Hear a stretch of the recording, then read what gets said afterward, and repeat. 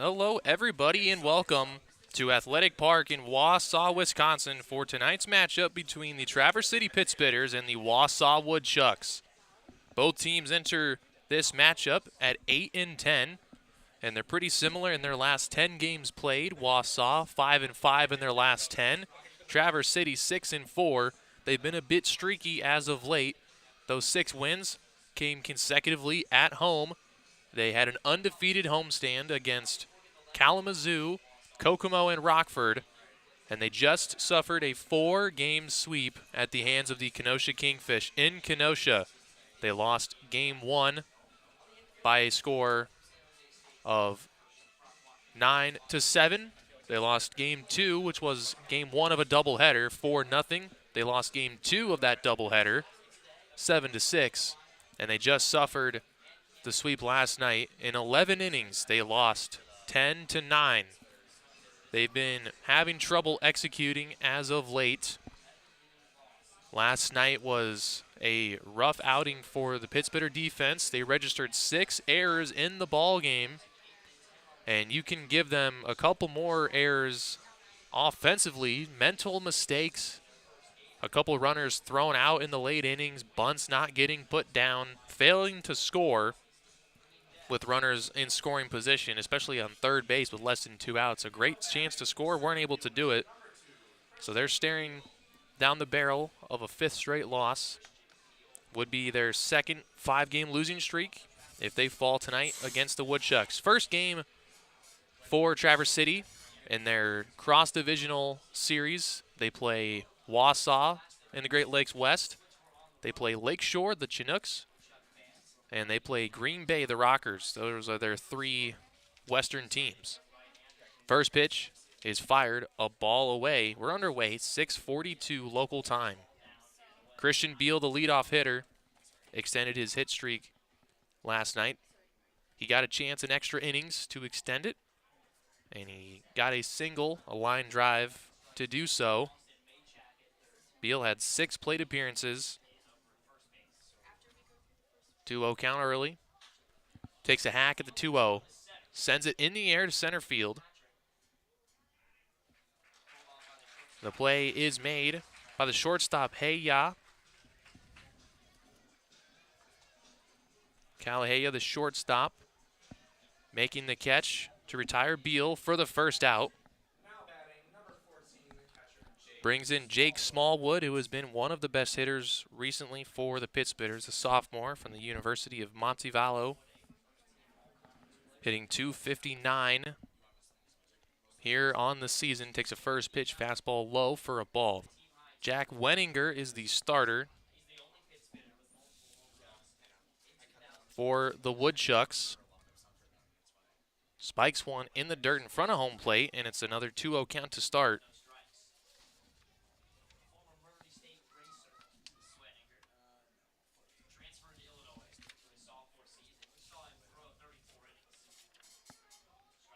Two and 0. Smallwood takes another ball up and away. Works into a 3-0 count. Looking to be the first Pittsbitter to reach base. The 3-0 is going to find the outside corner. Seth Hansen behind the plate calling the balls and strikes. Mark D'Amelio at first. Austin Maychak at third. The 3-man crew. 3-1 now. Dealt low. Smallwood will take a walk. He will go down to first. Pittsbitters have their first base runner. Traverse City did a great job in the Kenosha series of scoring first. In 3 of the 4 games, they scored in the first inning to take an early lead in that top of the first, but weren't able to hold the lead in any of the games. They were up 6-1 in game 2 of the doubleheader on Wednesday and lost that lead. They were up yesterday 8-7 in the 9th, and Kenosha got a leadoff home run to tie the game, send it to extras. They were up in the 10th inning as well, and on a play that would have been a double play and ended the game, they weren't able to execute. Kenosha tied it and won it in 11. Colin Summerhill, the batter, the designated hitter, had a great game yesterday in Kenosha, was 3 for 5, with 4 RBIs, a single, a double, and a triple. Entered his last at-bat a home run shy of the cycle. Went down swinging and then was taken out of the game. A disciplinary reasoning.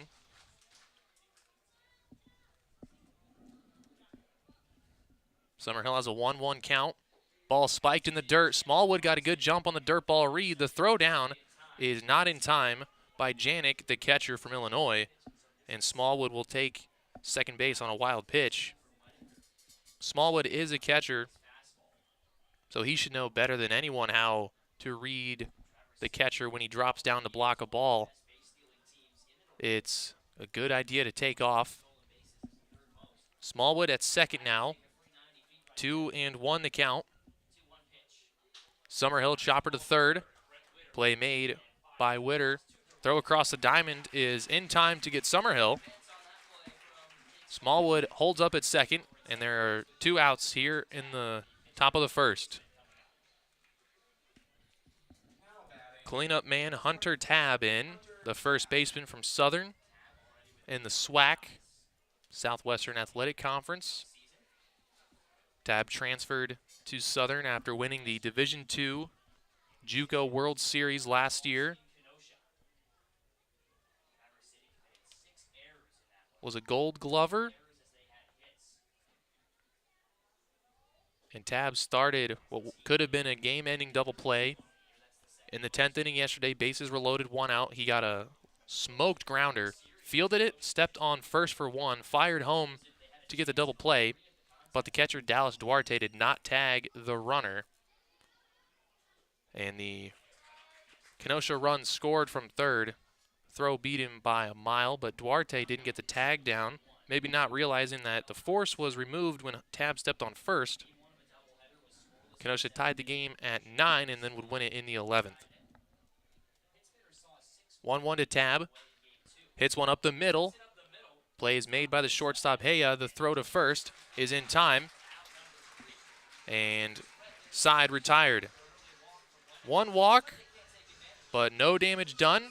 Smallwood left on base. Bottom of the first we go here in Wausau on Pittsbitters Radio.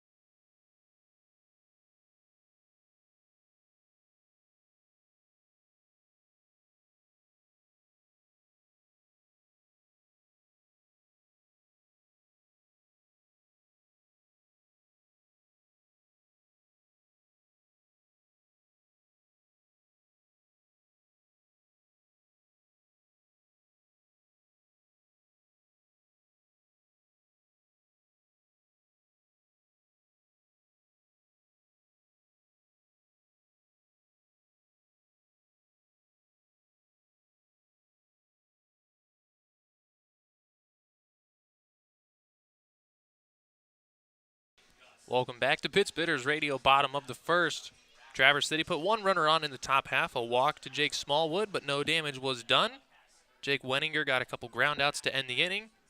We're here in the bottom half. Derek Clark is the starting pitcher for Traverse City.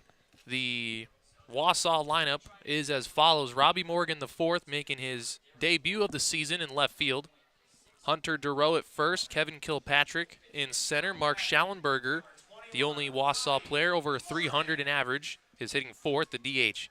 Another debut being made, Zach Levinson, the right fielder. Brock Watkins is at second. Brent Witter at third. Camden Janik is catching. And his Illinois teammate, Cal Haza, at short. First pitch from Derek Clark is a fastball taken for a strike by Robbie Morgan. Clark is making his third start of the season. He's got a 1-0 record of 1.69 ERA. Grounded to third. First chance for Ariel Garcia. His throw across the diamond is in there. One away. First at bat of the season for Morgan, and he tries jumping on an 0-1 pitch and grounds it right to the University of Miami slick fielder. One away. Clark, just a 5'8" junior from Northwood, but his fastball gets on hitters quick. He uses a 4-pitch mix of a fastball, curveball, slider, and changeup. A base hit up the middle by Hunter Durow, slaps one right past Clark, right back up the middle into center. Our first hit of the ball game. Durow reaches. Durow, the first baseman from San Jose State, aboard. Now batting, number 1, Kevin Kilpatrick. Kevin Kilpatrick in now, the center fielder from the University of Houston.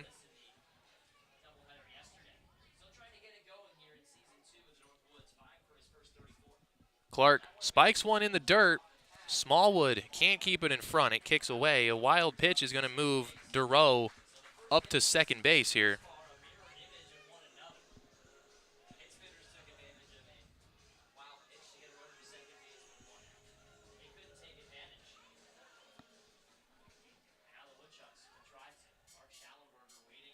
Kevin Kilpatrick this season through 8 games, hitting just 147.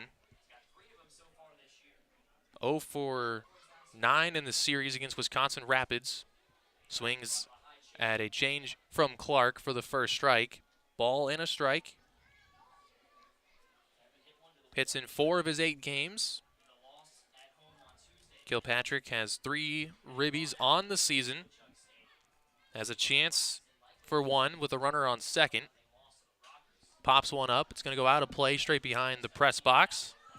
And Clark gets ahead of Kilpatrick. Ball and 2 strikes. Clark has had success with the strikeout. His last start was 6 innings against Kokomo. He punched out 9 Jackrabbit hitters, the most strikeouts for a starting pitcher this season. 1-2, breaking ball, chopped softly to the mound. Clark will field and throws to Tab in time to get Kilpatrick. Durow will advance to third on the ground out.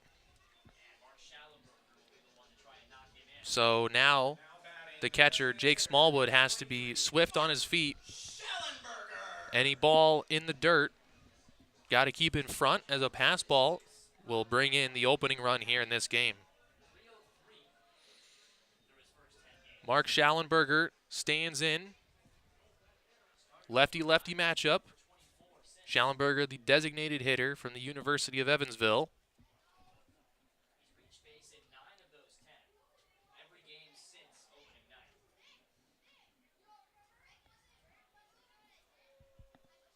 First pitch to Schallenberger is a slider that misses outside. Schallenberger, a junior from Evansville, has hits in his last 3 games. Comes into this matchup with a .303 batting average. Clark tries to hit the inside corner with the fastball, just misses.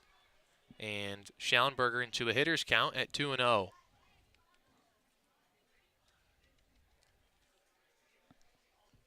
.2-0 from Clark. Going from the windup. Schallenberger checks his swing. Held up, but it's a called strike by Seth Hansen behind the plate. Still a hitter's count at 2 balls and a strike, but a little more reasonable for Clark to work in now. 2-1 from Clark. Breaking ball. And out in front of that pitch is Schallenberger and sends it into Traverse City's dugout.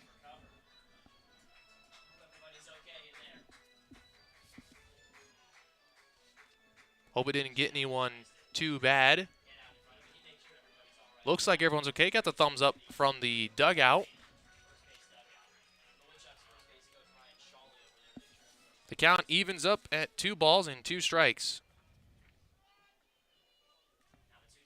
2-2 from Clark. Just misses his spot. The count goes full.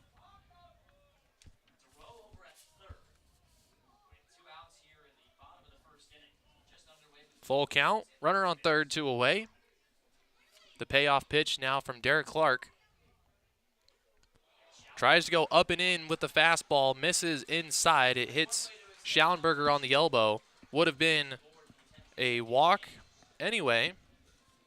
That extends Schallenberger's on-base streak to 10 games now. Now batting, number 6, The only game he wasn't on base Zach Levinson.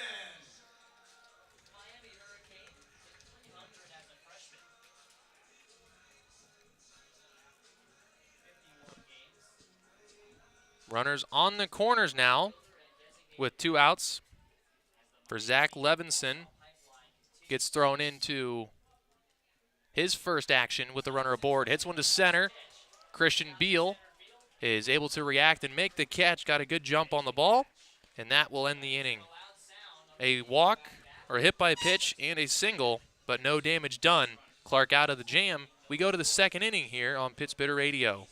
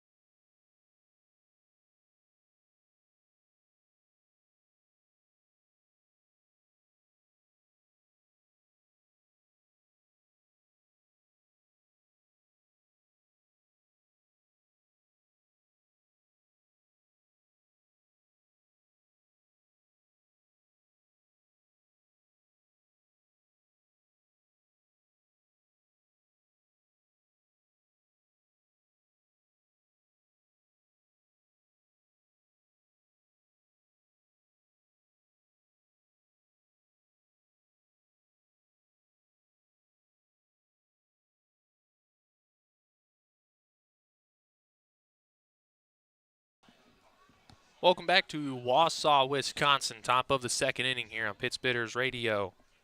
Traverse City in the top of the first got 1 man on with a walk. Left him at second base. Wausau got a single and a hit by pitch. Left runners on the corners. So both pitchers able to work out of a small jam. We're here in the second. 5, 6, 7 for the Pittsburghers. Camden Traficante, the Stetson shortstop, will lead things off. First pitch, fastball for a strike from Wenninger.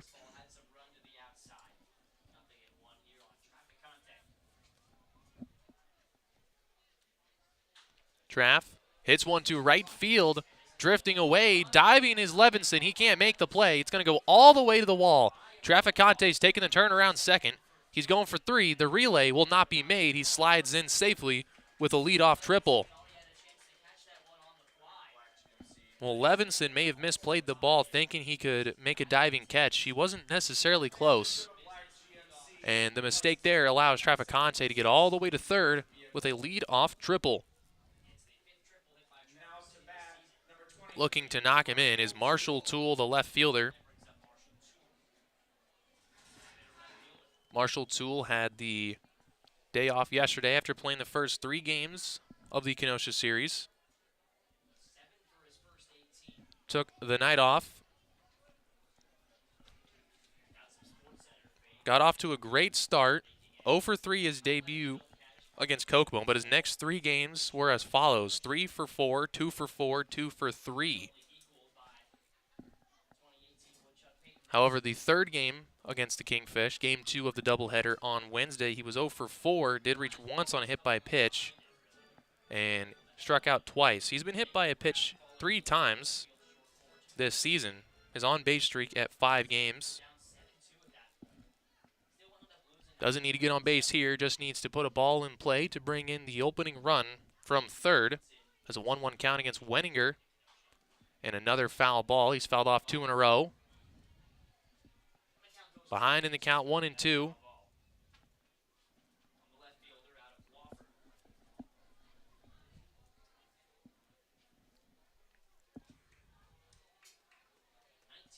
Traficante aboard at third after the leadoff triple, looking to be brought in here. Toole got to protect the plate. Ball and 2 strikes. The pitch from Wenninger. Breaking ball. Toole waves on and misses. And that's a big out, number 1. These are the spots where Traverse City has had their struggles this season. Runners in scoring position, but especially at third base with less than 2 outs. A spot where you think it's easy to bring him in. But the Pittsburghers have had a mixture of infield pop-ups, strikeouts, unsuccessful plate appearances. They had a spot last night in extra innings. They had a runner on first and second. Well, there's a runner on first, and on a single that would have had first and second, Brendan Summerhill tried to take the turn and go to third, and he got thrown out there. They had a runner on third with nobody out in the 10th inning. The only reason they scored him is because of an error with 2 outs. Otherwise, they would have went scoreless in the 10th. Situational hitting has been a struggle. As straight to it, takes a 1-1, breaking ball in for strike 2. Now on 1-2, he's got to put a ball in play. He can't afford a strikeout here.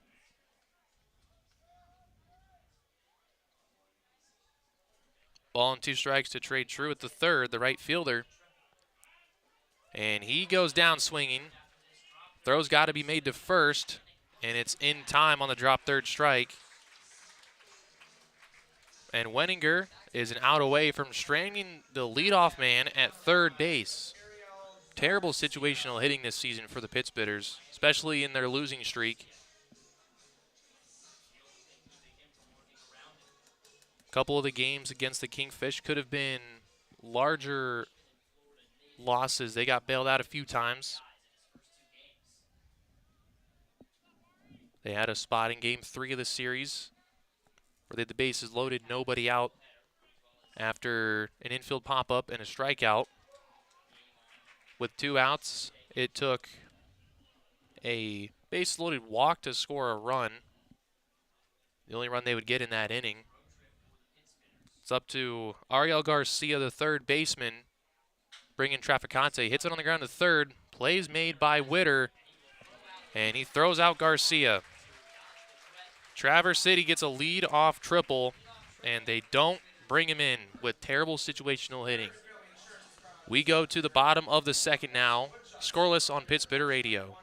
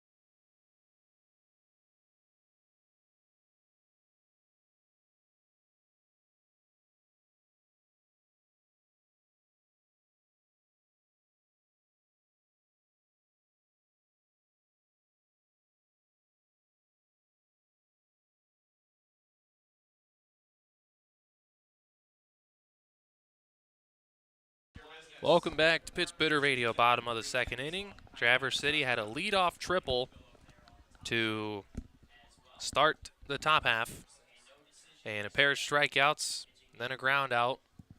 Left Traficante stuck at third. Got there with nobody out, just needed a ball in play, and Pitts Bitters couldn't do that. So we're here in the bottom half of the second at 0. 6, 7, 8 coming up for the Woodchucks. Brock Watkins, the second baseman from BYU, takes a first pitch fastball from Clark for a strike.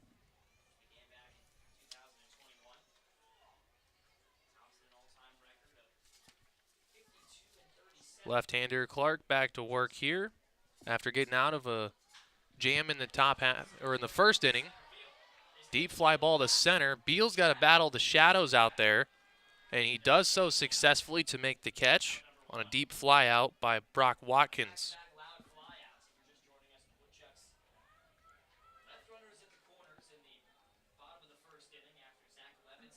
Now batting number 14, Brent. One away here in the second.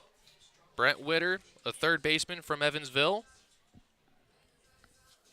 The second Evansville ace we've seen here. Mark Schallenberger, the DH, also from Evansville, was hit by a pitch in the first.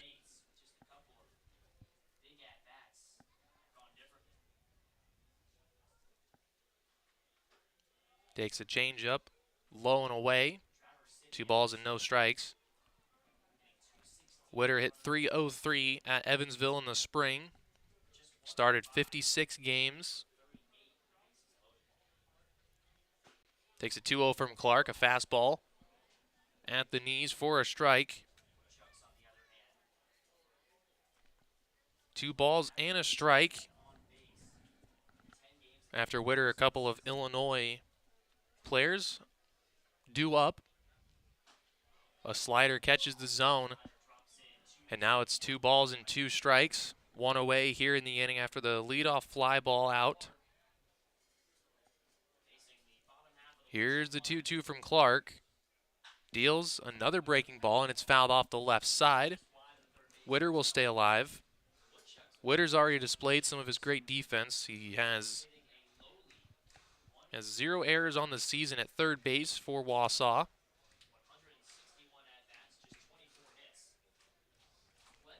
Looking to show off the offense here. 2-2 again. Clark into the windup. Clark deals another breaking ball, chops softly to third. Garcia makes the play. Strong throw to Tab for the out. Witter grounds out to his counterpart, Garcia at third, and there's 2 away. Now a couple Fighting Illini players due up.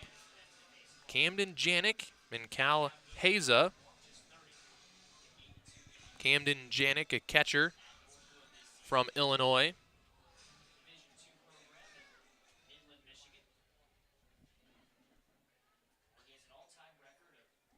Enters for his first at-bat against Clark. First pitch fastball misses up. Through 9 games with the Woodchucks, Janik hitting .300 on the season with 3 extra base hits.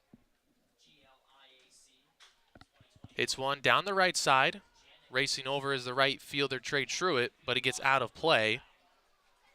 Along strike 1. Ball in, a strike to count. 2 outs here in the bottom of the second. June 15th, the last game played.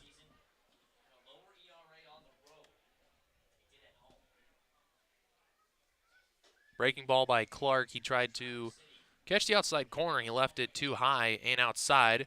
Misses the zone. 2 balls and a strike now.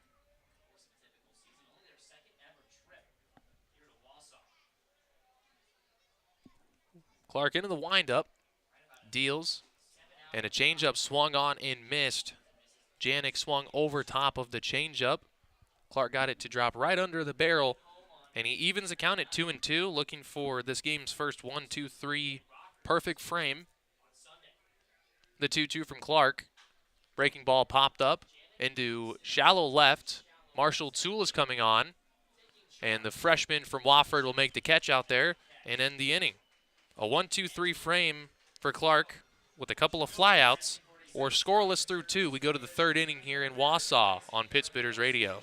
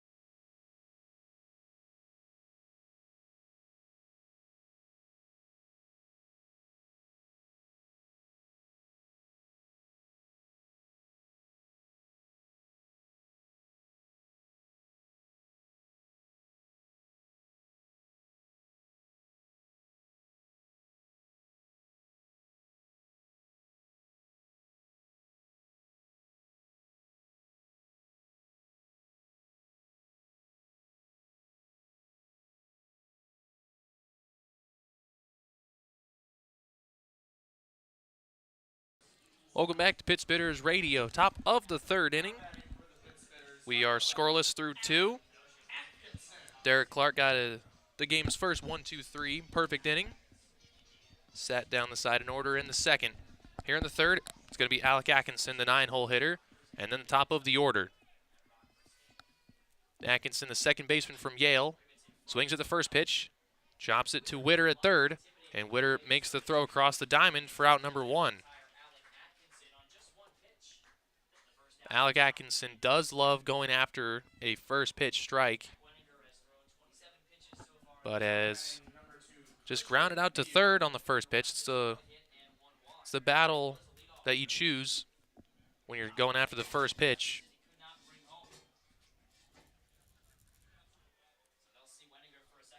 So 1 pitch, 1 out here in the third. Back to the top of the order, Christian Beal in for his second at-bat. Beal, the center fielder, a senior from Richmond at his third school in 5 years. Popped up to the shortstop, Haza, in the first. Takes a ball low. 2 balls, no strikes to the leadoff man, Beal. Beal can beat you so many ways at the plate. Mostly tries to work up the middle, line drives. But if he doesn't get one hard enough and hits a slow roller in the infield, he makes it tough on the defense to get him out with his speed. And might see that speed at work here on a 3-0 count. And as he walks his way down to first, you got to be aware now of the stolen base attempt. Beal is one of maybe the fastest guy on the roster. I'd say it's a battle between Christian Beal and Marshall Toole for who is fastest on the team. Beal's 5 for 5 on stolen base attempts.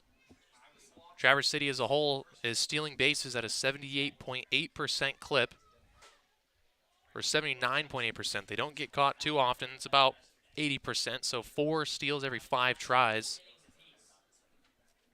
which when they're able to capitalize on their stolen base attempts, it makes them a dangerous team. Jake Smallwood, the hitter, he walked in the first. Swings and fouls one away here. The count still balls and 2 strikes.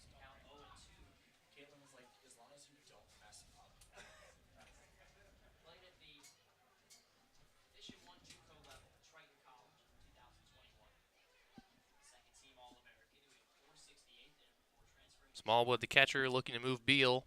The 0-2. Holds on a high fastball. Thought about it for a second, but was able to hold up.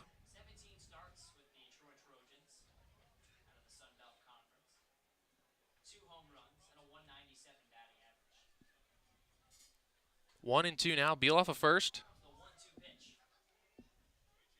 And the kick to deal. Smallwood takes a outside corner strike 3 call. Third strikeout for Wenninger here in this one. Pittsburghers continue to struggle with runners aboard, as now we could see Beal try to steal second with 2 outs to try and get into scoring position for Colin Summerhill. The designated hitter grounded out to third in his first at-bat. First pitch here. First a pickoff, a little high, but Dureau able to handle it.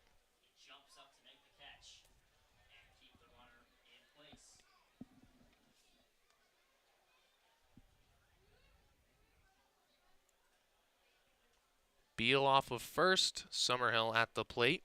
Wenninger's first pitch. Summerhill a little early, and he fouls it off the left side off of third base.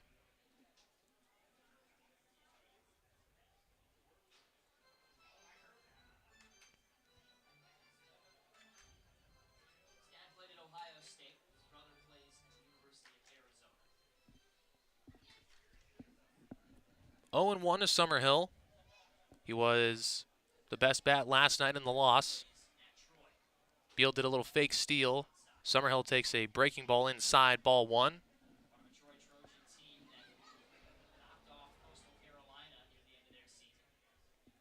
Colin's brother Brendan on the team as well.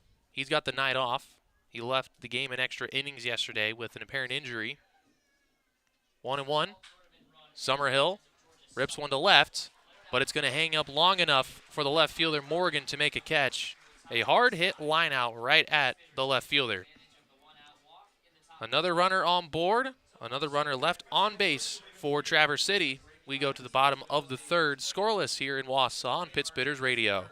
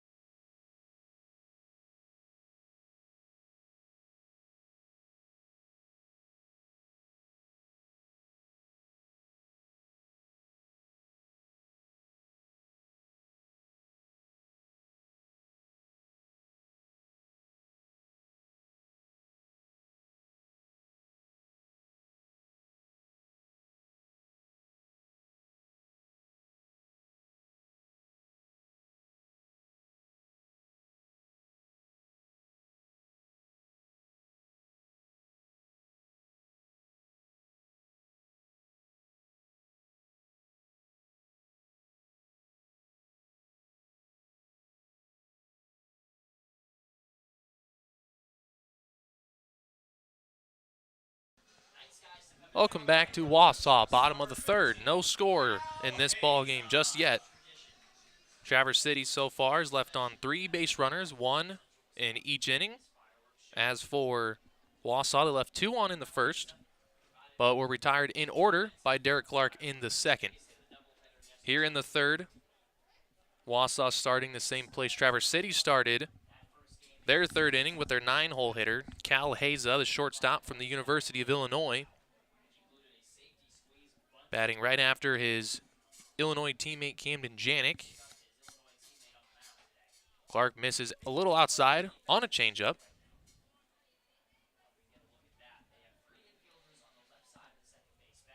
Cal Haza, a .214 hitter through 5 games with Wausau. All 3 of his hits coming in his last 2 games played.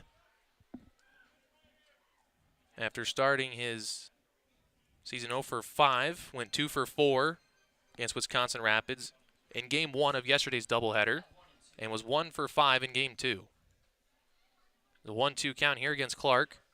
The lefty deals and misses down low with an off-speed pitch, and the count will even up at 2 balls and 2 strikes to the leadoff man.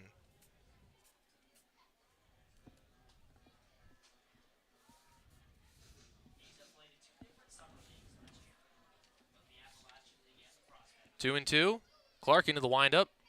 Lefty deals a breaking ball, and Hayes is just able to make contact and foul it off the left side.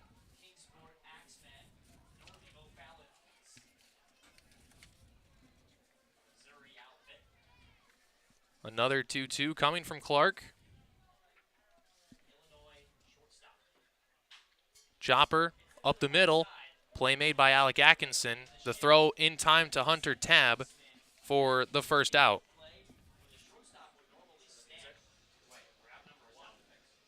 A little shift was put on there for Traverse City. They had Atkinson playing up the middle, so it was to the shortstop side of second base, but the second baseman Atkinson made the play. He gets the put out. 1 away, back to the top of the order. Robbie Morgan, the fourth, in his second at-bat of the game, second at-bat of the season. Grounded out to the third baseman Garcia to open up the Wausau first. The left fielder from Central Michigan won a MAC championship with the Chippewas with former Traverse City Pitts bidder Mario Camilletti, who was a fan favorite. Camilletti won 2 titles with Traverse City in 2019 and 2021.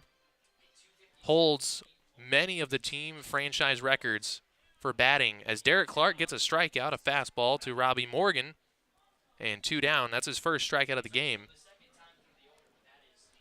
But bring Camilletti up because today he was just announced as an All-American, first-team All-American for his season for Central Michigan, where he hit almost 400. Just an amazing season, an amazing career with Central Michigan and Traverse City. First pitch to Hunter Durow. A ball. Durow has the one Woodchuck hit, a single up the middle in the first. Pops one up to right field. Trey Truitt's going back, able to swivel around and make the catch at the warning track. It's another 1-2-3 inning for Derek Clark. He's retired 7 straight. And we are scoreless after 3. We're a third of the way through this 9-inning game. And we will go to the 4th, looking for runs here on Pittsburgh's Radio.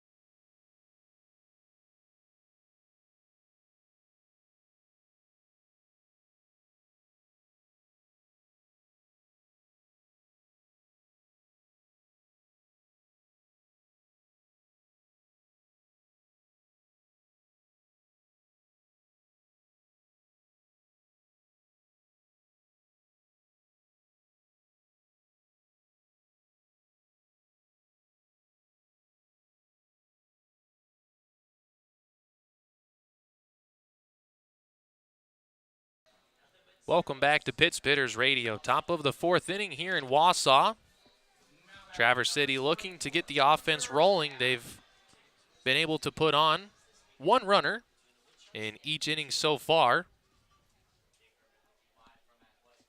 Their best chance came in the second after a leadoff triple, but Jack Wenninger was able to get 2 straight strikeouts and a ground out to end the threat.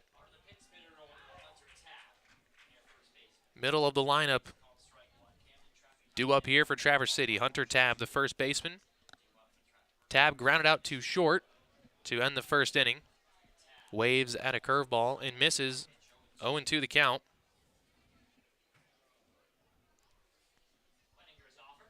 Oh, 2. Tabb's able to take outside for a ball. Tabb has been a consistent player in Traverse City's lineup since he made his debut on June 11th. Breaking ball, hit to short, and that one may have gotten off the end of the bat. Wasn't able to get it high enough over the shortstop, Haza. He makes the catch for a quick first out.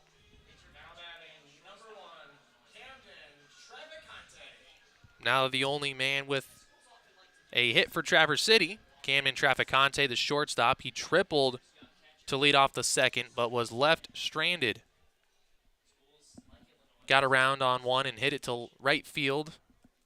And Zach Levinson tried to make a diving catch, but missed it, and it went all the way to the wall, allowing Trav to get 3 bags.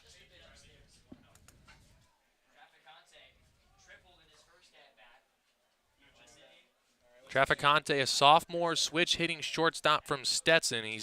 He entered the day hitting .254 in 18 games. Pops one up to left. Morgan over to make the catch. No, he dropped the ball out in left field. That's going to be an error on Morgan. Traficante will get to second base on a 2-bag error made. And it's going to be another pretty good scoring opportunity here for Traverse City. With the runner on second and just 1 out, they'll turn to the same part of their lineup that left Traficante stranded in the second inning. Marshall Toole, the left fielder, and then Trey Truitt, the right fielder. They both struck out swinging against Wenninger. Failed to put a ball in play, which would have scored Traff. Marshall Toole, the freshman from Wofford, looking to deliver here. Starts the show bunt and pulls back as he takes a ball high. Toole was off to a blazing start to his season. Is starting to become a constant in Traverse City's lineup. Entered the day hitting .389 with a .500 on base. Gets the bunt down, but foul down the third base side. Bunting has been one of the problems for Traverse City this season, especially in the Kenosha series. They had a play yesterday, mentioned it earlier. They tried to bunt runners over from first and second, and it was popped up to the catcher. And because the runners had to hold up and make sure the ball fell, when it did, the catcher, Gage Williams for Kenosha, threw to third to get the lead runner, and then they threw to second to get the second runner. It was a double play on a bunt attempt. Ball and a strike here as Toole doesn't show bunt. He swings away. Foul tips it back to the screen. Foul ball makes it 1-2 as Wenninger looks to get his 4th strikeout. Retire Toole on strikes for the second time. Toole with 6 strikeouts in 6 starts. A 1 per game average. Here's the 1-2 from Jack Wenninger. Toole, a very late swing, but able to make contact and foul it away to stay alive. Toole on Tuesday, game 1 of the Kenosha series, made a grand slam saving catch over the left field wall. His highlight made Sports Center. Looking to display the offense here. Another 1-2 from Wenninger. A high fastball, too high to entice a chase attempt from Marshall Toole. The count evens up at 2 balls and 2 strikes. Traficante on second after the error. Base hit could score him. The 2-2 now. Toole again late on a fastball and keeps the count put where it's at, 2 balls and 2 strikes.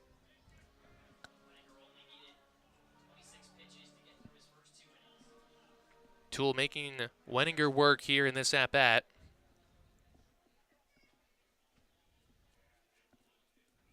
Another 2-2 coming to the freshman. Breaking ball, and it's called strike 3, even though Janik dropped the ball. Curveball called strike 3 against Toole. He goes down looking for his second strikeout.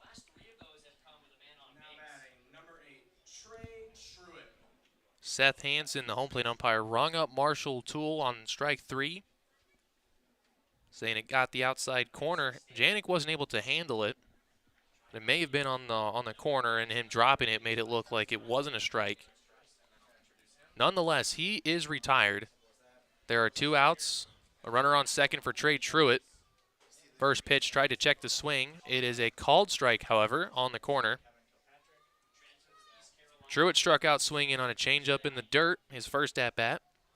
Again, with a runner on third and just 1 out, all he needed to do was put a ball in play and couldn't. 0-1, Truitt to left, another chance for Morgan. He's racing in. He dives, he can't make the catch. It's going to drop in fair. Traficante is going to score, and the Pittsburghers strike first here against the Woodchucks. An RBI double for Trey Truitt the third. It's 1-0 Traverse City.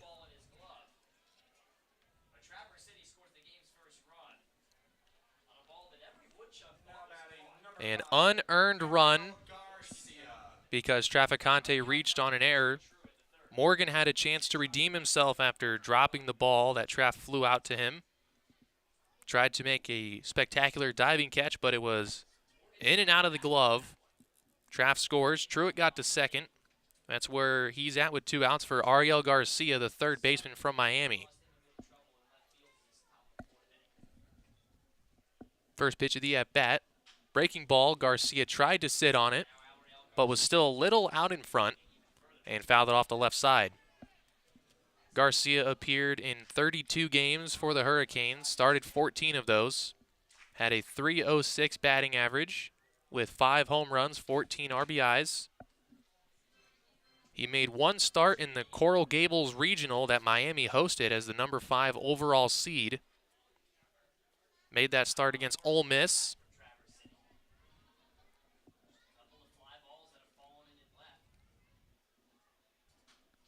Garcia a little late on a fastball. Back to the screen. He's down 0-2. Garcia came on as a pinch hitter in the 9th inning against the Arizona Wildcats in an elimination game. He led off the 9th with a single to right field. Got all the way to third base, but was left stranded as his team lost by 1, and his college season ended. 0-2 to Garcia. Wenninger tries to drop in that curveball that he struck out Marshall Toole on and misses high. The count of ball and 2 strikes. Truitt leading off a second with speed. A 2-out base hit should be enough to bring him in. Wenninger trying to end the inning. Another 1-2. He deals. Another breaking ball. Garcia to center. It's going to drop down in front of Kilpatrick. Here's his throw to the plate. It's going to be close, but Truitt dives in safely, and Garcia is going to take second on the throw. It's back-to-back 2-out RBI base hits for the Pittsburghers, and they double their lead now. They're up 2-0. Good piece of hitting there by Ariel Garcia. Battling with 2 strikes. He got an off-speed pitch and drove it into center. The throw by Kilpatrick, it was a close play, but it was in the dirt, so Janik wasn't able to make a tag attempt on Truitt. And heads-up base running by Garcia to see the throw going home and take second, so he can score if Atkinson can get a 2-out hit. He takes a first pitch fastball at the top of the zone for a strike. Atkinson grounded out to third base on the first pitch he saw in this one back in the third inning. Chops one to first, and the play is made in the chest of Duro. Ends the inning, but Traverse City, they strike first with 2 unearned runs. Trey Truitt doubles home Traficante, and Garcia singles home Truitt. 2-0, headed to the bottom of the 4th inning here on Pitts Bitters Radio.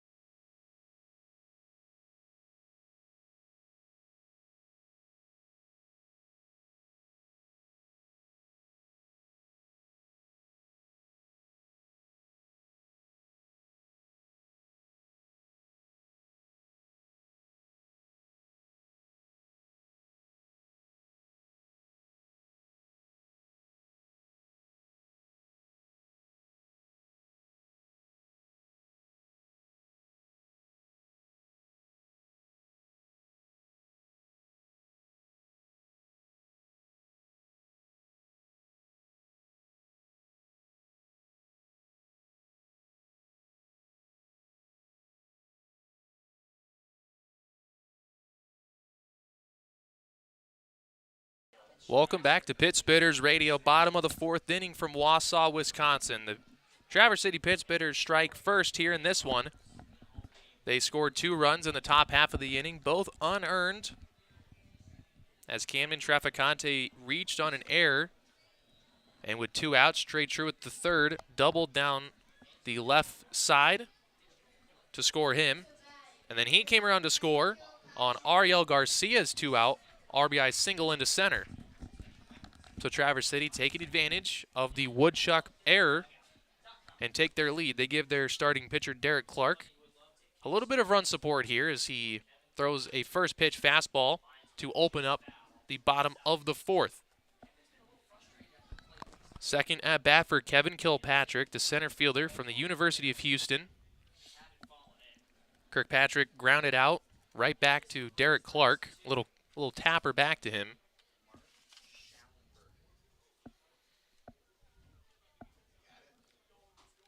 Outside corner, caught fastball, 0-2 the count. Kilpatrick had a great season last year with the Woodchucks, hit .325. He hit safely in 45 of his 52 games played in Wausau. Then they were the Wisconsin Woodchucks. They rebranded as Wausau. He was an NWL All-Star, participated in the Home Run Derby as well. At one point during the season, had an 18-game hit streak. 5 games shy of the Woodchuck all-time record. 0-2, changeup by Clark, swing and a miss by Kilpatrick. And he's hitting just over 100 here in this season after his all-star season last year. Still trying to figure some things out at the plate.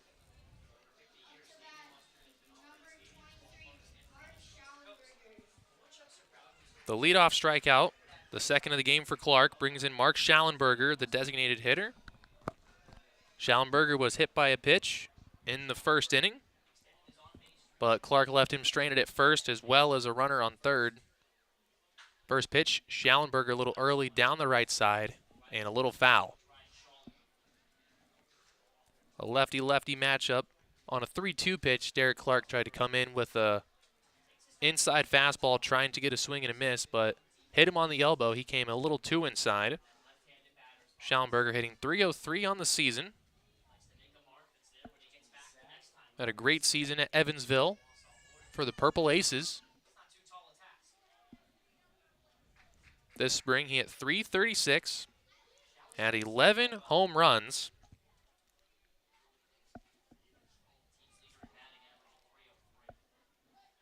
One. Clark drops in the hammer, a curveball, and Schallenberger was way out in front of it, dropped down to a knee on the swing and miss. He's behind 1-2. Clark looking for back-to-back strikeouts to start his fourth inning on the mound.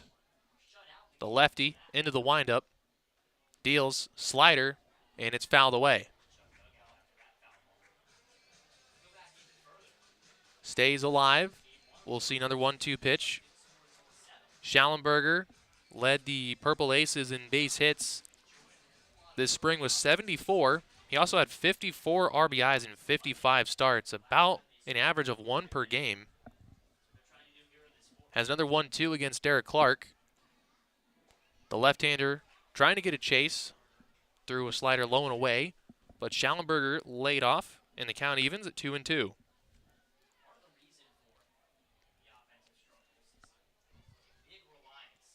Chopper to first, a little foul again, out of the reach of Hunter Tabb, and we'll see another 2-2 pitch.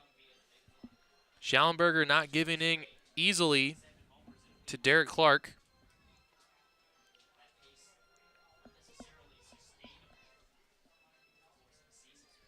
Another 2-strike pitch.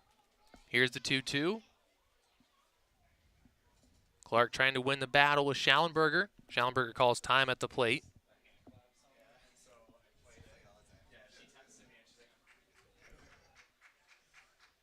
Another 2-2, and the pitch. Breaking ball, swung on and missed. Smallwood's got to complete the play. Throws it to first on the drop third, and it's in time to Tabb. Back-to-back strikeouts to start the fourth inning for Derek Clark.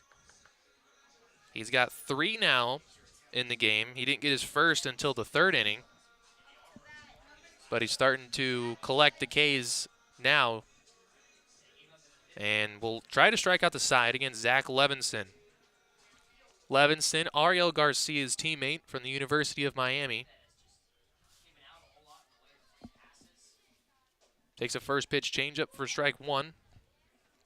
Levinson flew out to center field with runners on the corners to end the first inning.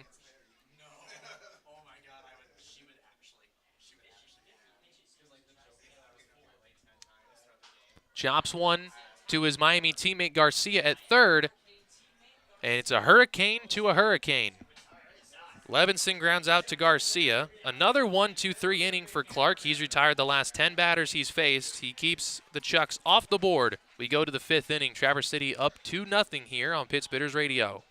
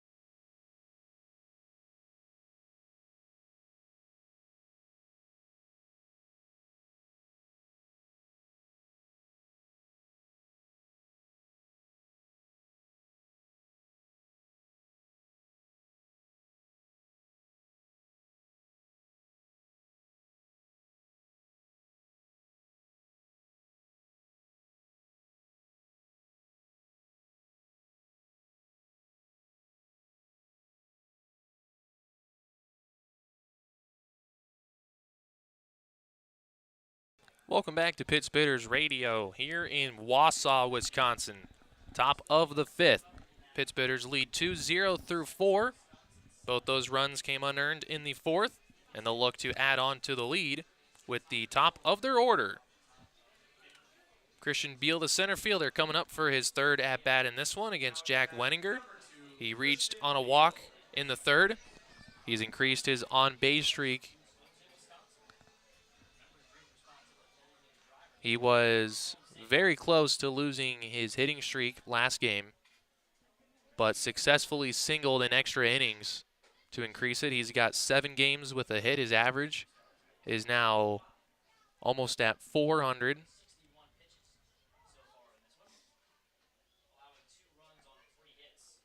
Beal takes a couple balls outside against Wenninger.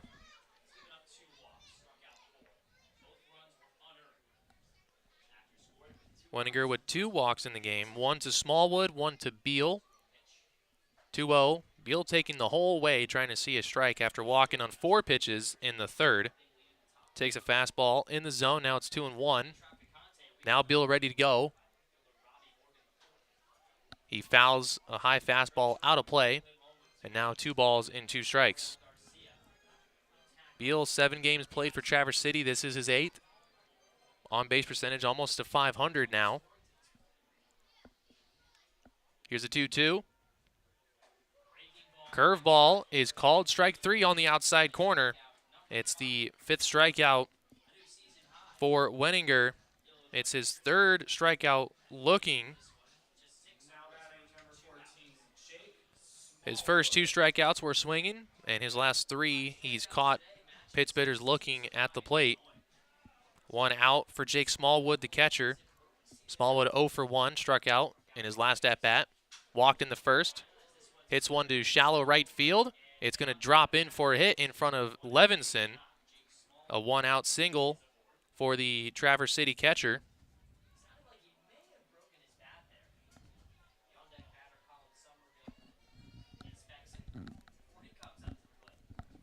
Smallwood with the base hit.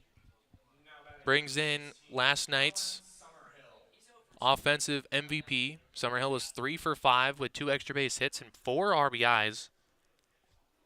Was on his way to being maybe the game's MVP until Traverse City lost their lead in the 9th and then lost the game in extras. 0 for 2 in this one, but his last at-bat he roped a ball to left field. Just hit it right at the left fielder, Robbie Morgan. Breaking ball across the zone for strike 1 against Summerhill.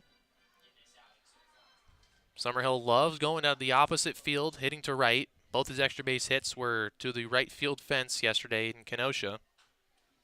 Big hack, a foul tip to the screen, and he's behind in the count 0-2.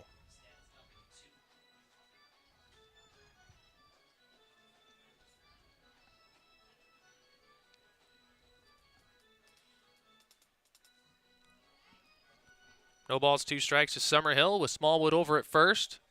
Wenninger looking for his 6th punch out. The pitch, breaking ball, hit to short, could be a double play. Bobbled by the shortstop, Haza, and the flip to second is not in time to get Smallwood. So another error committed by the defense. It was an error that cost the Woodchucks last inning, as Traverse City capitalized for 2 runs on an error. Can they capitalize on another mistake here? Hunter Tabb, the hitter, 0 for 2, looking for a hit to increase his on-base streak. First pitch takes a high fastball above the letters. Tabb lost his hitting streak for Traverse City in his last game.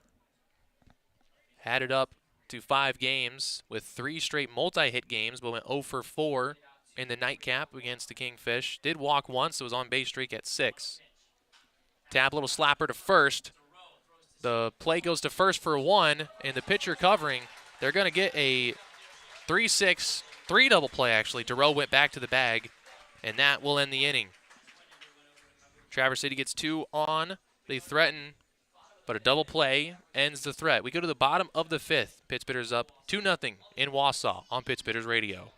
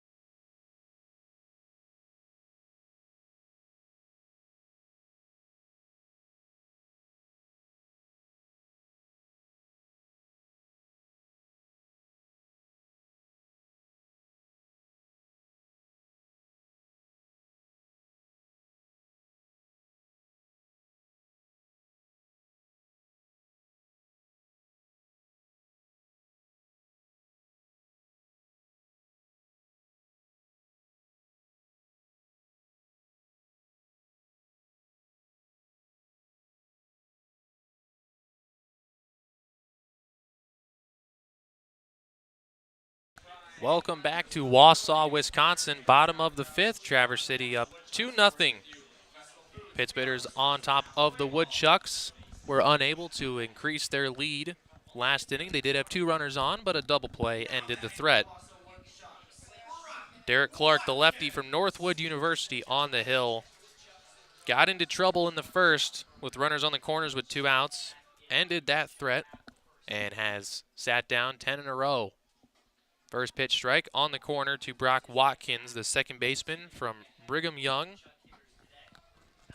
He flew out to deep center field. Christian Beal made a catch out there, battling the shadows that are in center. 0-1 the count. Clark deals a ball ripped to left. It is going to get up and over the left field wall out there for a solo home run by Brock Watkins.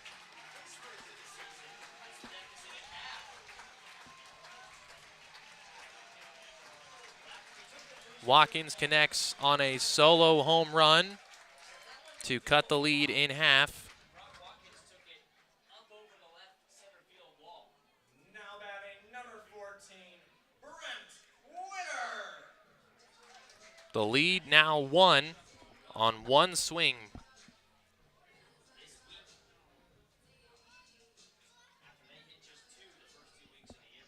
Brent Witter, the third baseman,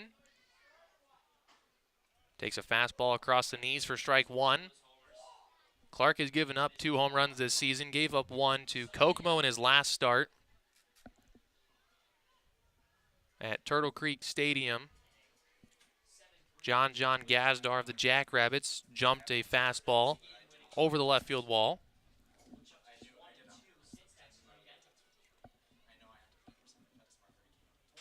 Witter up the middle, and the shift played perfectly. It's right at Alec Atkinson, and the shift may have saved a hit and turns it into the first out of the 5th inning. Now batting number 13, Camden Janik. 1 out here for Camden Janik, the catcher from Illinois.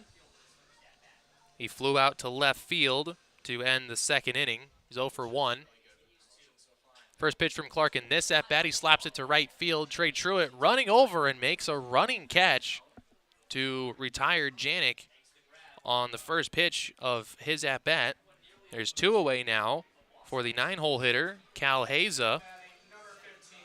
The shortstop from Illinois trying to continue the inning. If not, then the top of the order will bat for Wausau in the 6th. Haza grounded out to the second baseman, Alec Atkinson. So he's 0 for 1. First pitch pass ball from Clark across the knees, gets ahead.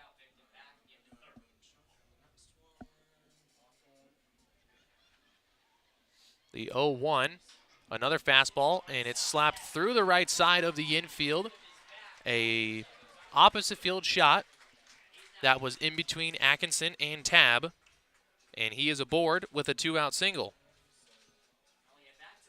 Representing the tying run. Now batting number 21, Robbie. Haza at first with 2 outs for the top of the order. Robbie Morgan the 4th, the left fielder from Central Michigan.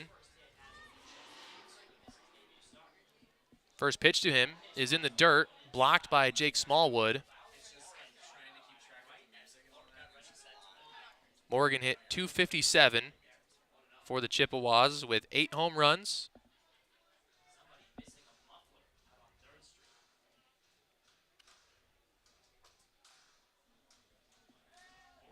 After redshirting in 2021, his freshman year, at a .257 average, an OPS of .811. Good numbers posted in 60 games played. Takes a fastball a little up and in. Gets ahead in the count. 2 balls, no strikes.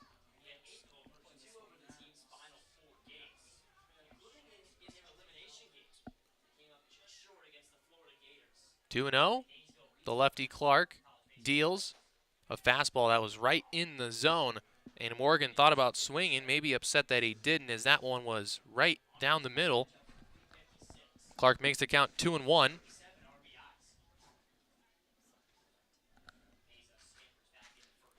Quick little pickoff, but Haza gets back.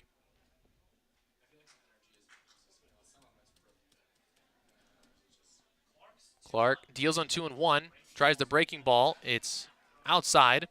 Smallwood tried the back pick to first, but Haza got in ahead of that. It's now 3-1 here with 2 outs.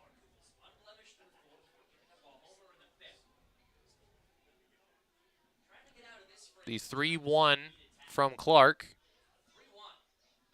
is on the corner, inside part of the plate. The count is going to go full.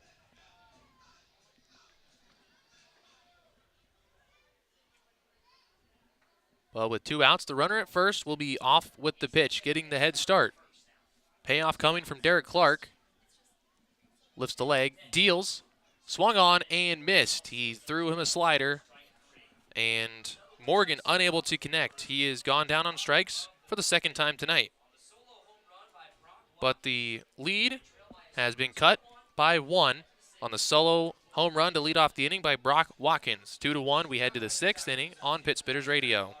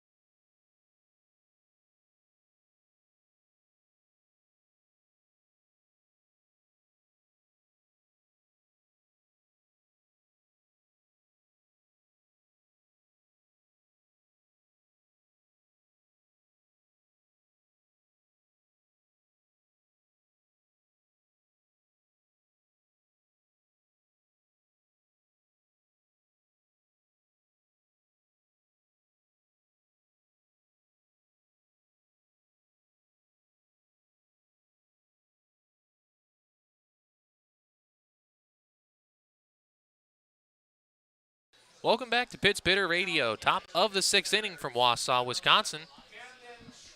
The Pit Spitters surrendered 1 run in the bottom of the 5th. A solo home run to lead off the inning by Brock Watkins cut the lead from 2-1. Jack Wenninger, his night ends after 5 good innings of baseball. The right-hander pitched 5 innings. He allowed 2 runs to come across, but both those runs were unearned. Allowed 4 hits and 2 walks, but struck out 5 batters.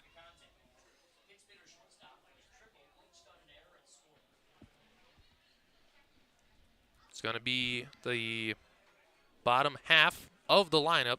Camden Traficante, the shortstop, leading things off. He's 1 for 2, triple, and then reached on an error. 2-0 swinging, hits it to left center. A dive out there by the left fielder. And Morgan makes a diving catch to rob Traficante of a base hit. Maybe making up for his error on Traficante in the 4th inning.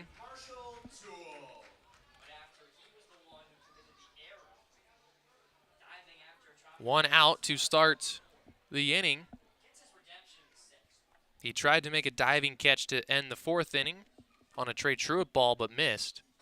But he gets his diving catch there. One away for Marshall Toole, the left fielder. Sure, he's glad to see Wenninger leave the game. He struck out both times against him, one swinging and one looking.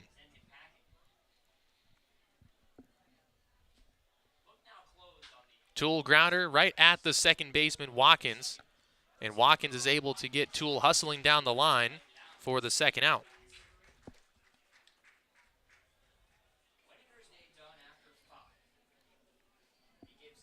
Dante Chirico's the new pitcher from West Florida State. A 5'11 freshman right-hander.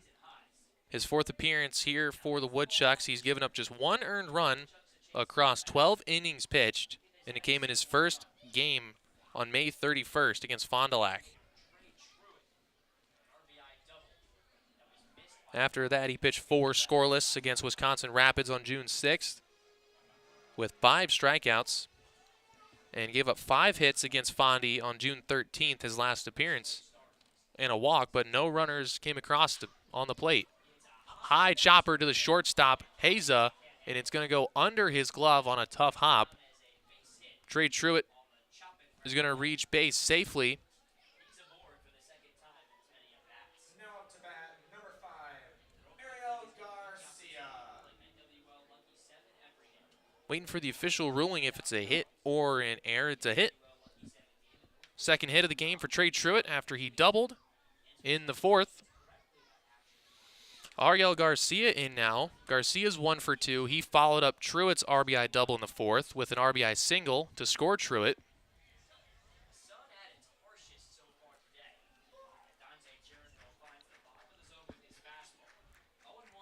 Garcia takes a first pitch strike. He's had success. He's only played 2 games, both against the Kingfish, but he had hits in both games. RBIs now in all 3 of his games played. 0-1 here against Chirico. Breaking ball. Called for a strike. A back pick attempt at first. Sails into right field.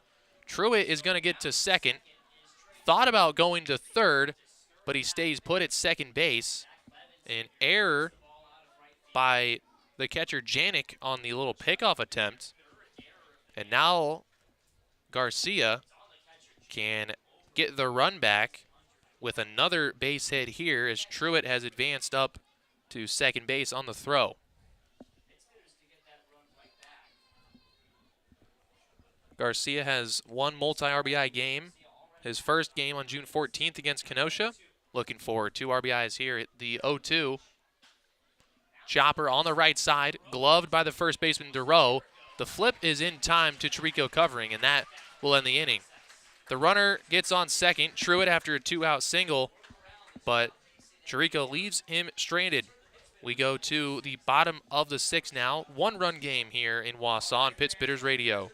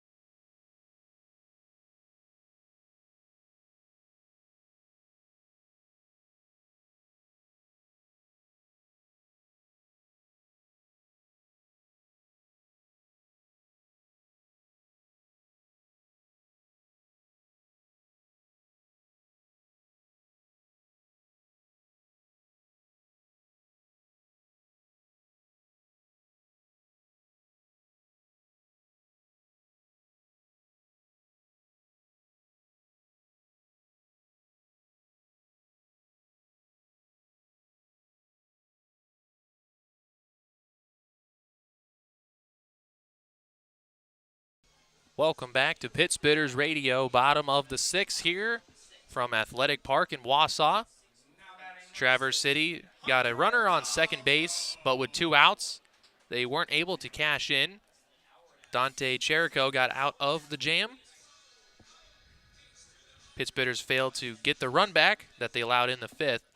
Wausau will look to at least tie it up here in their half of the 6th inning. Hunter DeRoe, the leadoff man.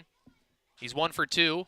First pitch swinging, ropes one to right, but Trey Truitt got a good jump on it, and he gets over in right field towards the gap to make the catch.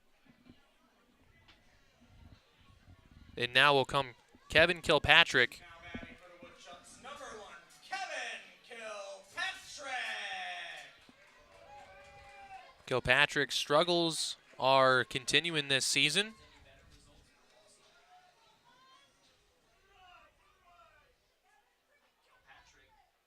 His average right now, 139 on the year. Pops one up on the right side. It's going to go out of play for a first pitch strike. Derek Clark still on the mound, looking to tie his season high in innings with 6.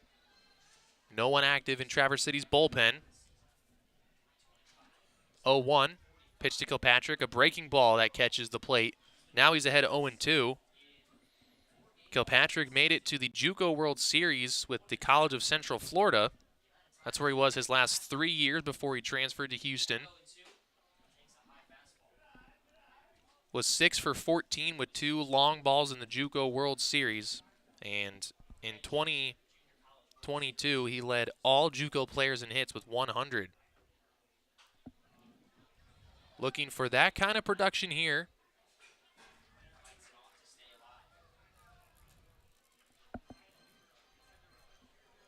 As his struggles of this season start.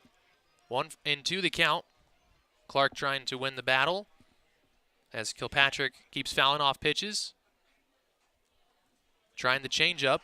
Started it on the outside corner. It worked off the plate. And the count evens at 2 balls, 2 strikes. 2-2 from the lefty. Clark into the windup. Fires a breaking ball, hit to center.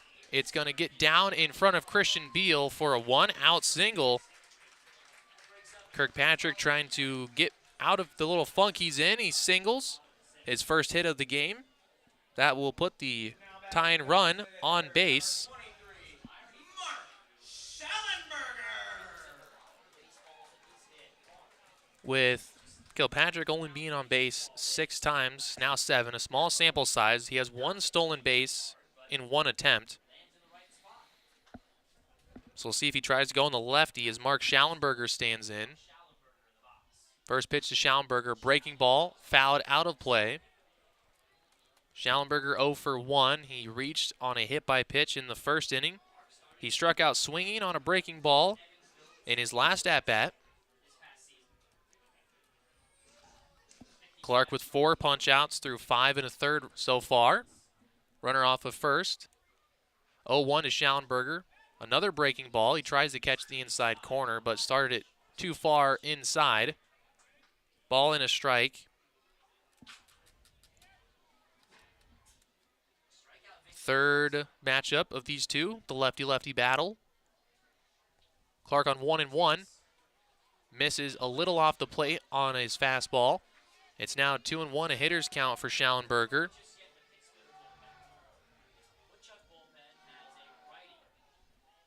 Two balls and a strike. Hitter's count for Schallenberger. 2-1 is going to find the zone right around the knees. He drops in an off-speed pitch and evens a count at 2-2.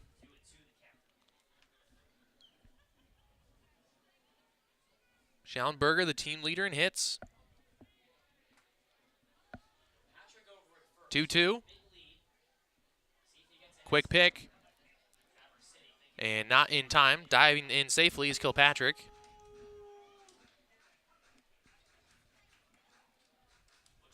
Keeping an eye on Kilpatrick here on this 2-2 pitch.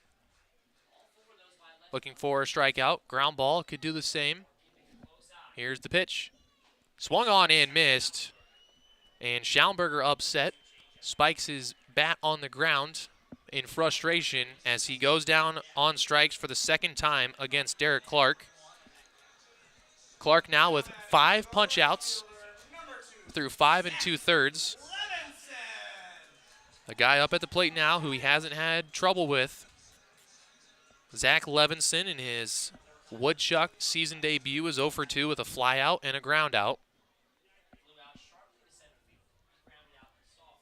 First pitch of this at-bat, a early swing and fouled off the left towards the Wausau dugout.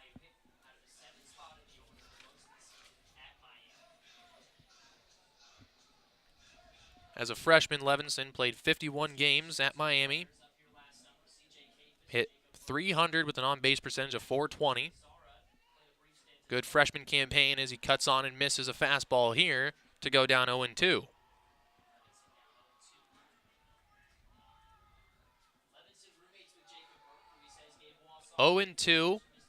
Derek Clark looking for strikeout number 6 and to end the inning, leaving that tying run on base. Lefty deals, runner goes, pitch outside. Smallwood's throw is maybe in time, but the ball dropped by the second baseman Atkinson. It would have been a close play, but we'll never know what the call would have been if Atkinson held on. Kilpatrick slides in safely. It's a stolen base, and a base hit by Levinson could tie this ball game up.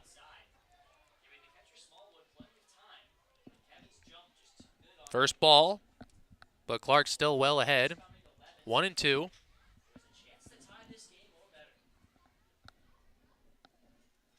Clark taking a long time to get the signs, as the catcher Smallwood has to mix the signs with the runner on second, so he can't pick up on what the pitcher's throwing. Clark gets his sign, 1-2, looking to end the inning. Runner going to third now. Throw to third is low. A good pick by Ariel Garcia to keep the ball from getting away to the outfield. Back-to-back stolen bases by Kilpatrick. So now he'll definitely score on a base hit, and he puts pressure on Traverse City's defense to not commit an error and for Derek Clark not to throw a wild pitch here. Clark from the windup on the 2-2 pitch now. Deals low in the dirt, but Smallwood blocks it, keeps it in front. And now Zach Levinson will face a full count with 2 outs here in the 6th. Clark looking for 6 innings of just 1-run ball, trying to preserve the lead into the 7th. His full count payoff pitch here to Zach Levinson. Levinson goes down looking as Derek Clark hits his spot on the inside corner. 2 strikeouts in the inning, 6 on the game for Derek Clark. He strands a runner and keeps Wausau off the board. Keeps the Pittsburgher lead 2-1 as we go to the 7th on Pittsburghers Radio.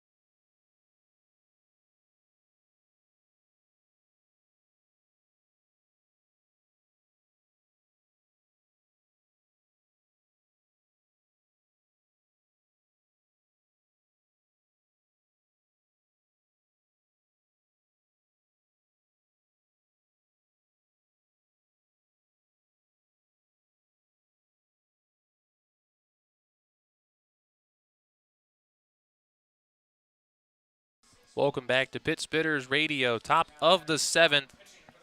Down to the last 3 innings here in Wausau in Game 1 of this interdivisional play. Great Lakes East against Great Lakes West. Traverse City up 2-1 as the Woodchucks go to their 3rd pitcher of the game. Drag bunt by Atkinson. It was looking real good down that line, but it hit the lip of the grass and fell foul. New pitcher David Barrett, a redshirt sophomore from Florida State University. He's appeared in 4 games for Wausau. Has pitched 9 2/3 innings. Has allowed 7 hits and 6 walks. 6 runs, only 3 earned, and 11 strikeouts. That's good for a 2.79 ERA. His last appearance against Fondy on June 13th, 2 1/3. He allowed 3 earned runs. Those are his only earned runs on the year in that appearance against the Dock Spiders. 0-2 here to Alec Atkinson. And Barrett misses up and away.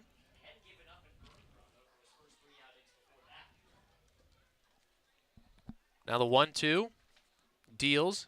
Atkinson, a slow chopper, going to be a tough play for the third baseman, Witter. Bare hand and fires in time to get Atkinson out to start the inning.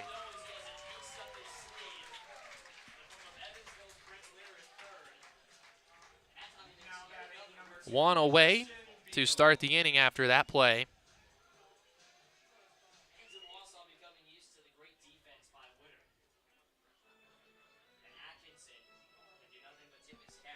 Top of the order now, around again for the Pit Spitters. Christian Beal in for his 4th plate appearance. He's 0 for 2 with a pop out and a looking strikeout his last at bat. Walked in the 3rd to reach base. Hits one on the ground to Witter at 3rd. Third baseman makes the play. A little low throw, but it's handled by Duro, no problem. And 2 up, 2 down for Barrett out of the bullpen.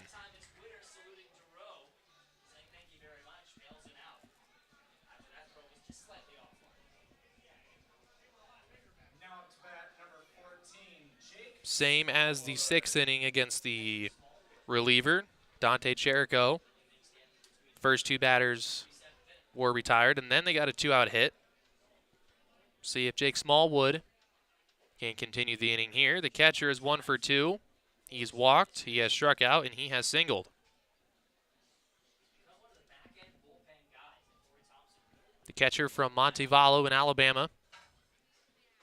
Born in Decatur, Alabama, stayed in the home state to play for the Falcons of Montevallo. He hit .395 in the spring, was first team all conference of the Gulf South Conference. Ahead 2-1. Slaps one to left, but it's going to hang up out there for the left fielder Morgan to make the catch and end the inning. That is the first time that the Pit Spitters have gone down in order in this game, all the way in the 7th. The bats have been pretty good, but just 2 runs have been managed by Traverse City, but they do lead 2-1. We go to the bottom of the 7th after the stretch here on Pit Spitter Radio.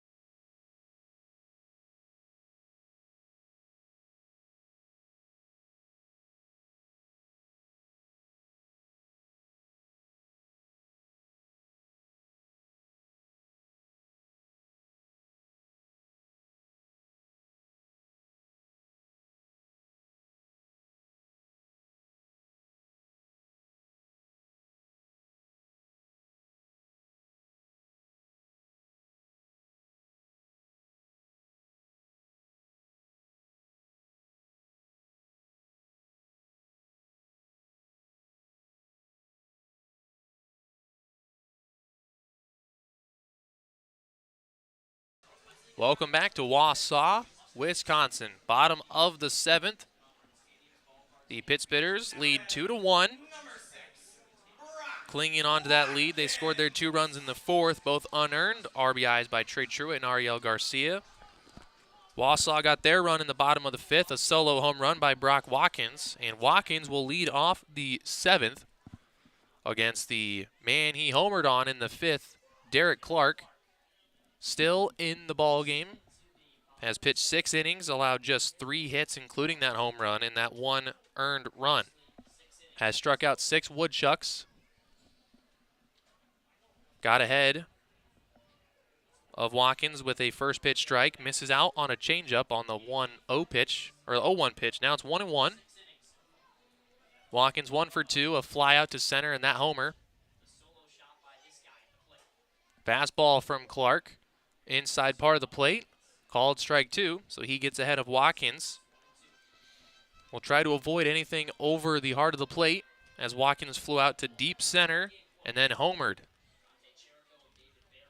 Here's the 1-2 from Clark as he goes to the windup. Deals a fastball in the outside corner and fouls it off the screen. Jake Smallwood, the catcher, showing off the range, making a play on the ball off the screen. Still 1-2. Another 2-strike pitch. Clark deals. Breaking ball. That ball is hit deep to left center field. Beal is back at the wall. That ball is going to get down out there. And Watkins is going to hustle himself into second base with a leadoff double.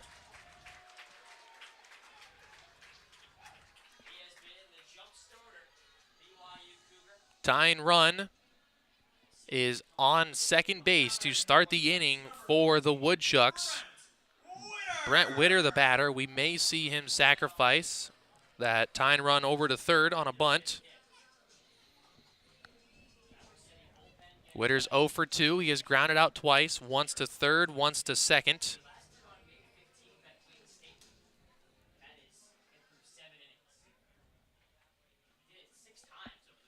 Witter entered the day hitting 186.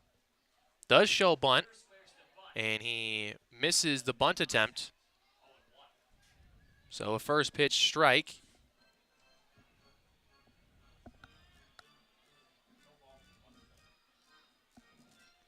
Corner infielders are in to play the bunt attempt, with Witter trying to sacrifice that tying run over to third. He shows again. This time he gets it down. A good bunt to Clark. Clark gets the out at first, but a successful sacrifice as it pushes the tying run up to third base with just 1 out. Let's see how the Woodchucks respond here in a RBI spot. The Pittsburghers had a runner on third base with nobody out in the second, and they weren't able to capitalize. Can the Woodchucks make the most of their spot? Camden Janik, the batter. He has flown out twice. That's all he needs here to bring in the run is a fly out. As long as it's deep enough into the outfield, then Watkins should be able to score. Infield is drawn in to get the out at home on a ground ball to the infield. 0-1 here. Clark deals, and that ball is hit deep to left center. That should be deep enough to bring in the run. The catch will be made by Christian Beal, but Watkins will come in to score on the leadoff double, the sac bunt by Brent Witter, and a sacrifice fly by Camden Janik, and this game is tied here in the 7th.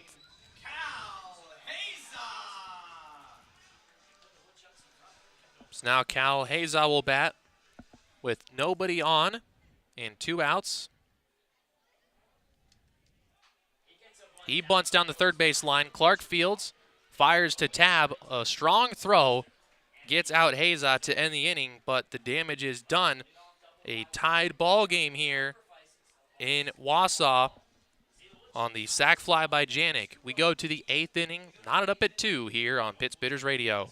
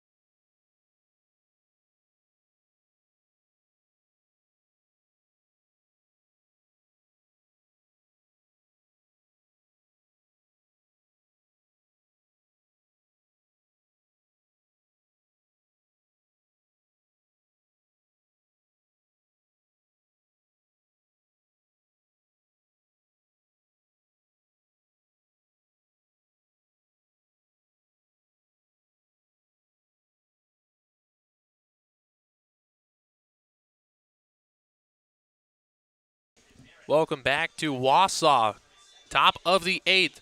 We are tied up at 2 through 7 innings. Traverse City took the lead in the 4th with RBIs from Trey Truitt and Ariel Garcia. Wausau cut the lead with a solo home run in the 5th by Brock Watkins. Watkins struck again recently in the 7th with a leadoff double. And after situational hitting by Wausau, a sacrifice bunt and then a sac fly, Watkins came in to score his second run and tie the game up. So we're here in the 8th, knotted up. Traverse City, losers of 4 in a row, is trying to snap their streak. They're going to have to first get a run back here and take a lead. They do have the big hitters in their lineup due up here. Colin Summerhill, the designated hitter, leading off. Summerhill's 0 for 3 with 2 ground outs. A sharp line out to left field. He's got a 2-0 count here against David Barrett. Holds his swing on the 2-0, but it's a called strike 1. Looked like it was called on the pitch, not the swing. 2-1 now to Summerhill. Barrett delivers. Summerhill holds, and it's a called strike on the outside corner, locating the fastball, and the count even at 2-2. Summerhill, Tab, and then Traficante. 2-2. Summerhill able to foul it off on a pitch on the inside corner. Another fastball. There's a few fastballs in a row now. See when Barrett tries to drop something else in. 2-2 to Colin. There is the breaking ball that Summerhill swings and misses on. The throw has to go to first, and it is in time. Janik to Duro for out number 1. Pretty even through this game so far. Both teams have 5 hits. Both teams have 2 runs. The only difference has been Wausau's made 3 errors. Traverse City 0. Hunter Tab standing in now, the first baseman. Tab's 0 for 3. He's grounded out twice and lined out to the shortstop. His last time up, hit into a double play to end the inning. Had runners on first and second. Grounded out to the first baseman, Duro, who got an out at short. The man at second, and then the return throw to Duro doubled up Tab. Down in the count, 0-2 to Barrett. Barrett looking for 2 Ks to start the inning. Breaking ball, Tab up the middle. It's going to be snagged by the second baseman. Long throw, and Watkins can't get Tab as Tab hustles his way to an infield single.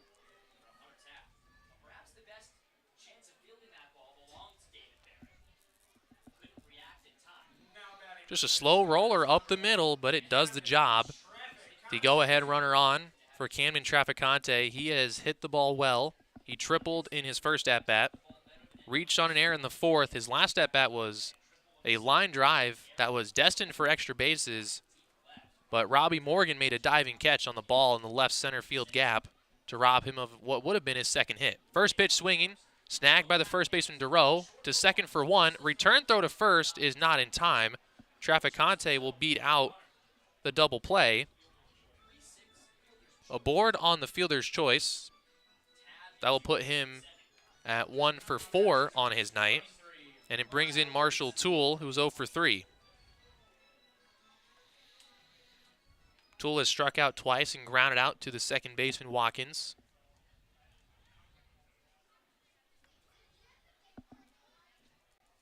Had 3 straight multi-hit games. One of them against Rockford and 2 against the Kingfish. Was hitless in his last game played against Kenosha. Game 2 of the doubleheader on Wednesday. Did not play last night. 1-0 in the dirt, blocked by Janik. He keeps it in front. A 2-0 hitter's count to Marshall Toole. The freshman from Wofford trying to help deliver here with Truitt on deck, who has 2 hits. 2-0 pitch to Toole. Runner takes off. Throw is in the dirt. Down to second. It gets away from the shortstop Heza covering the bag, but it won't kick far enough away for Traficante to scamper to third. He holds, and the pit spitters with a runner at second. Toole can give his team the lead with the base hit, but with a 3-ball and no strike count, he will likely just be taking all the way to try and work a walk. Will likely try to see a strike first. Barrett does give him a strike. A fastball down the middle to make it 3-1. Looking for ball in the zone. The 3-1. Toole swinging and a miss on a fastball on the inside part of the plate. From 3-0 to 3-2 full count. 2 outs in the inning. Barrett trying to strand the go-ahead at second. Toole trying to deliver the leading RBI here. Payoff pitch from David Barrett is taken for strike 3 called. Marshall Toole down looking, and that is going to end the 8th inning. Traverse City again stranding runners on base in scoring position.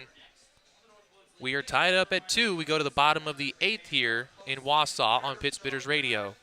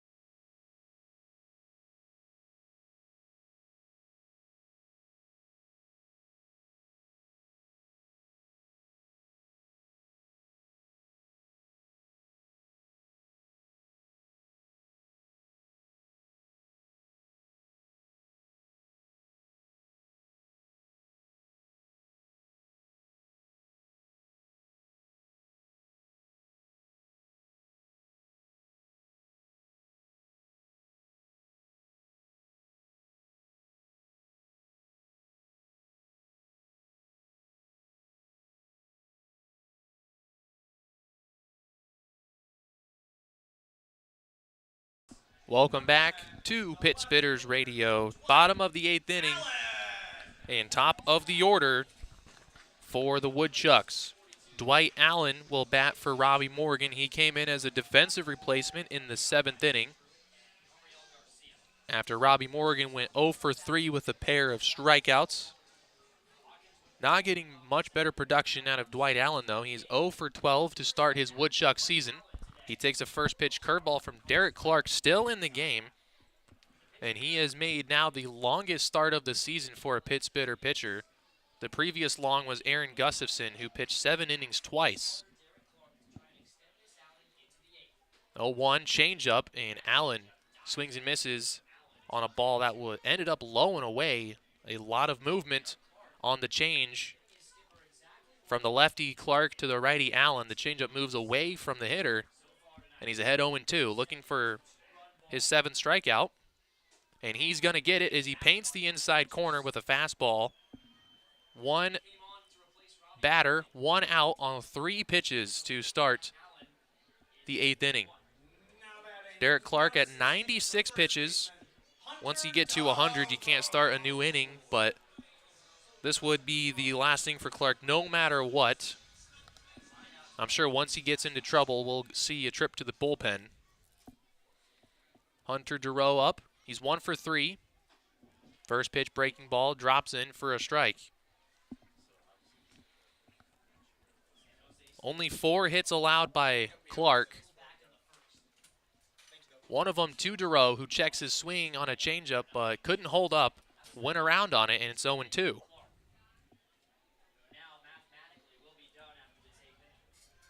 0-2 from Clark. He deals and gets a swinging strikeout. 6 pitches, 6 strikes, and 2 strikeouts to start the bottom of the 8th. Looks like Josh Rebant rolling the dice, and leaving in Clark for the 8th inning has paid off thus far, and he's a strikeout away from tying his season high. 2 pitchers have thrown 9 strikeouts in a game.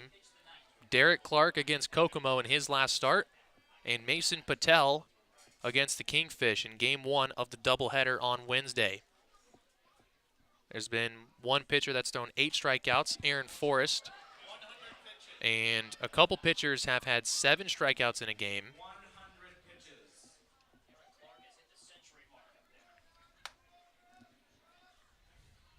0-1, he gets ahead of Kilpatrick. He's 1 for 3, singled his last time up. Misses just low on the 0-1 pitch, so we won't see an immaculate inning here. He got ahead with 7 straight strikes to kick off the inning. 1-1 to Kilpatrick. Misses a little low, tries to get another chase, and missed. It's 2-1. Another number to keep an eye on, if Clark reaches 110 pitches, he can't start a new batter, so he'll have to end this inning before he reaches that mark, or we'll have to see a trip to the bullpen for the final out. 2-1. The pitch is a high fastball, misses upstairs. It's now 3-1. And Kilpatrick, who singled in his last at-bat, stole second and third. So you've got to be weary and try to retire Kilpatrick. Don't want to put him on base with the speed. 3-1 the count, 2 outs here in the inning. The wind-up deals a high ball, a little upstairs. A 2-out walk for Kilpatrick.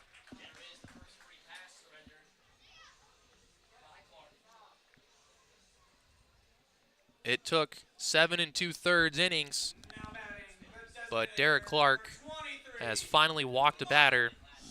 The 24th batter faced on the night is the one that gets walked. I'm sure Josh Rebant wants to keep Clark in the game to get this final out, as Mark Schallenberger is the only lefty in the lineup for the Woodchucks. Clark has got him to strike out his last 2 at-bats after hitting him by a pitch in the first. So Rebant wants to stick with the lefty matchup and give Derek Clark a chance to get out of the mess he made with that 2-out walk. Traverse City knows themselves how 2-out walks can snowball an inning. Fly ball to left center. Drifting is Marshall Toole. He will make the catch. And Derek Clark, the lefty from Northwood, has just pitched 8 innings of strong baseball. He gives his team a chance as the game is tied at 2. We go to the 9th. One of these teams is going to win this game here in the 9th inning, or we're going to extras. Who is going to be the hero here in the late innings in Wausau, Wisconsin, between the Woodchucks and the Pittsbitters? On to the 9th we go on Pittsbitter Radio.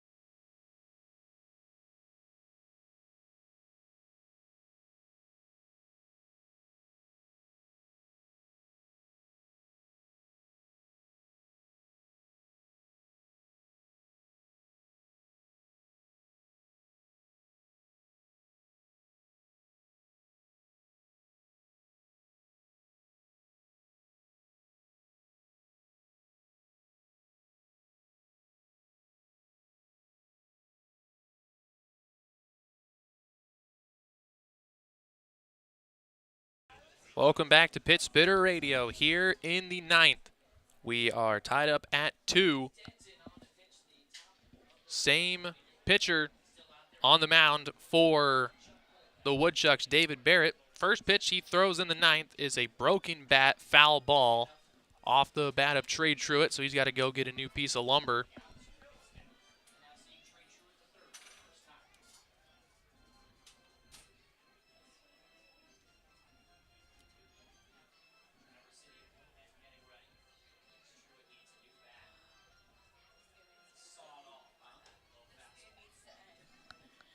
Truitt looking for a new bat. And Traverse City has to be careful with broken bats, as the manager, Josh Rebant, forgot the bat bag in Traverse City, so they only have the bats they came with. They have no extras.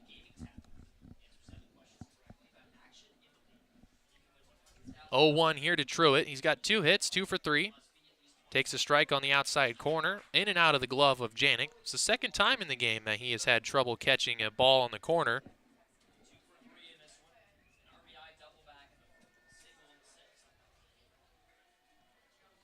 Two-strike pitch, chopped softly back to the mound. Barrett makes the play and throws in time to Duro at first to retire Truitt for out number 1.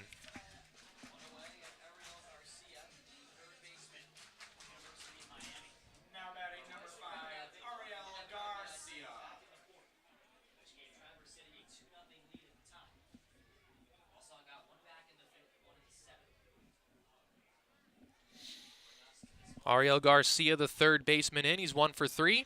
First pitch swinging, he flies it to right. Routine out there for Zach Levinson. He will make the catch and put it away. 2 up, 2 down for the Pittsbitters here.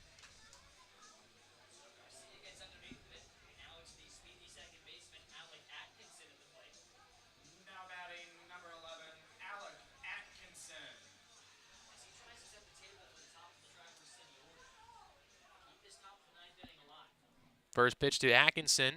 He's going to take low and away for ball 1. Alec is hitless with 3 groundouts, 2 to third, 1 to first. Low chopper to third. Witter makes the play. His throw across the diamond, right to the chest. We go to the bottom of the 9th. Wausau a chance to walk off and win game 1 of this series. We're tied at 2 as we head to the bottom of the 9th here on Pittsbitters Radio.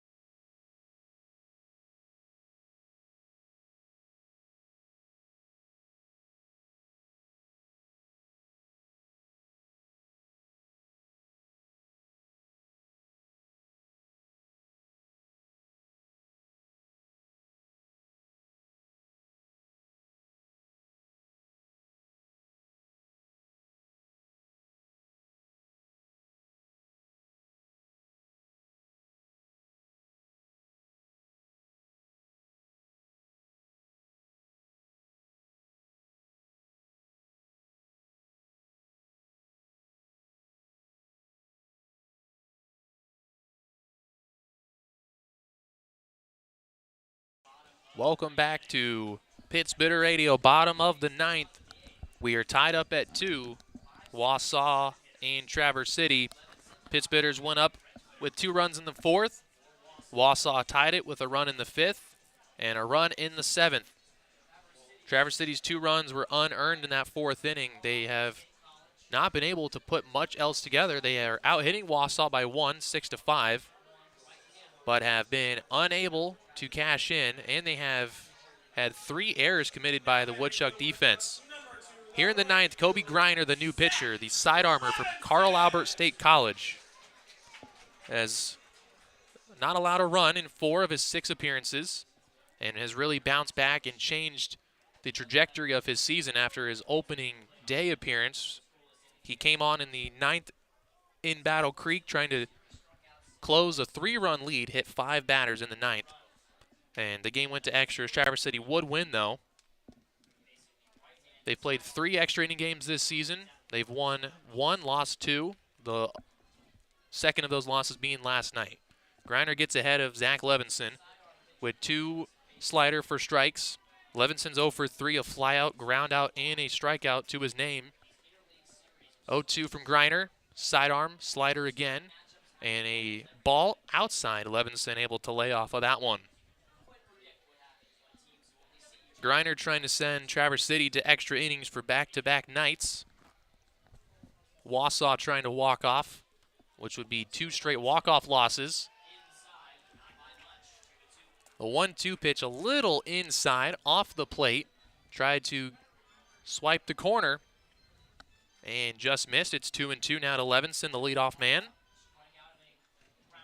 Greiner now on 2-2. Leg kick deal.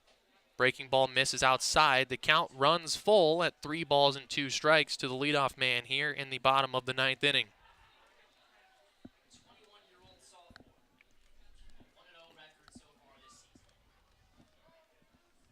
The full count from Greiner. Slider swung on and missed by Levinson. He waves out in front of that pitch for the first out. Greiner did exactly what he should have done on the full count pitch. Throw the slider, but make sure you throw it for a strike. And he threw it right down the middle, but it's so slow out of that sidearm slot. Levinson was way out in front. He goes 0 for 4.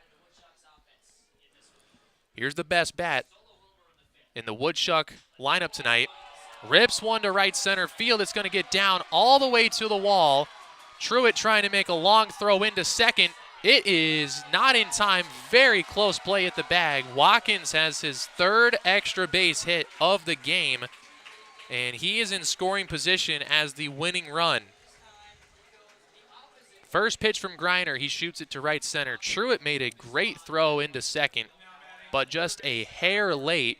Traficante, the shortstop, slapped the tag on him, but just in front of the tag was Watkins getting in with the slide. Winning run on second. Traverse City in jeopardy now of losing on back-to-back walk-offs.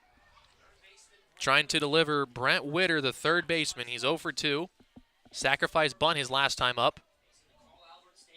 First pitch from Greiner, that slider that catches all of the plate. Witter has grounded out twice, once to 3rd, once to 2nd. And then that sac bunt in the 7th came after the leadoff double by Watkins, and then Watkins would score on a sac fly by the next batter, Camden Janik. 0-1 to Witter. Slider catches the outside corner. Witter doesn't agree with the call, and the count now is 0-2.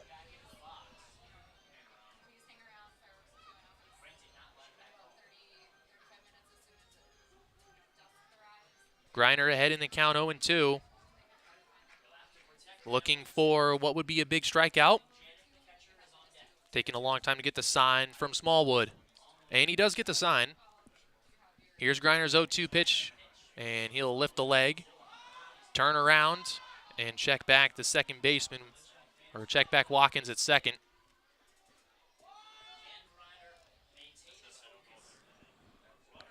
Oh and 2, runner on second, the winning run, 1 out. Pitch to Brent Witter.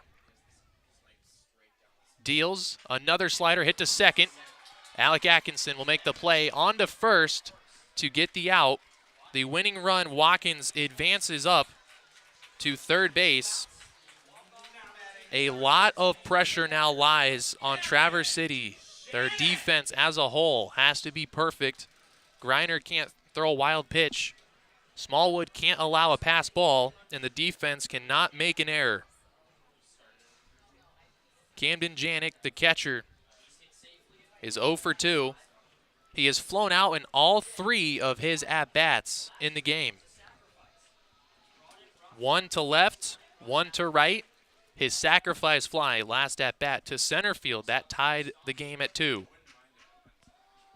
So we tied it in the 7th, trying to win it here in the 9th. First pitch from Griner. Fastball misses away. Not many fastballs here in the inning from Kobe Griner. He throws a fastball, a changeup, and the slider. Has been slider heavy in this appearance out of the pen as he tries to strand the winning run on and send this game to extra innings. Janik trying to win it. The 1-0. Slider dealt. Big swing from Janik as he misses. That slider caught a lot of the plate and was hanging up in the zone a little bit. A dangerous pitch, but he got away with it. The count 1-1.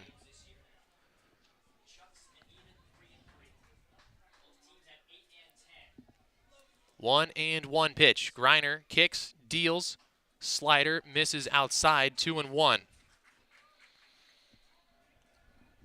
Should Janik reach base and not win the game, basically on a walk, then Cal Heza is in the on-deck circle. 2-1 from Griner. Deals, fastball, fouled out of play. Very late on the fastball. After Brent Witter's at bat, he told something to Janik as he was walking to the plate. It may have been to wait for the slider and sit on it. And maybe Janik was sitting slider there, and that's why he was so late on the fastball. 2 balls, 2 strikes, 2 outs, bottom of the 9th. Winning run 90 feet away at third. Griner against Janik, and the pitch. Another slider popped up on the infield. Kobe Griner, the pitcher, is going to make the catch in foul territory. This game is going to extras. Back-to-back extra inning games played by Traverse City. They lost last night on a walk-off to Kenosha. They'll look to change their fate and win this one in extras. To the 10th we go on Pitt Spitter Radio.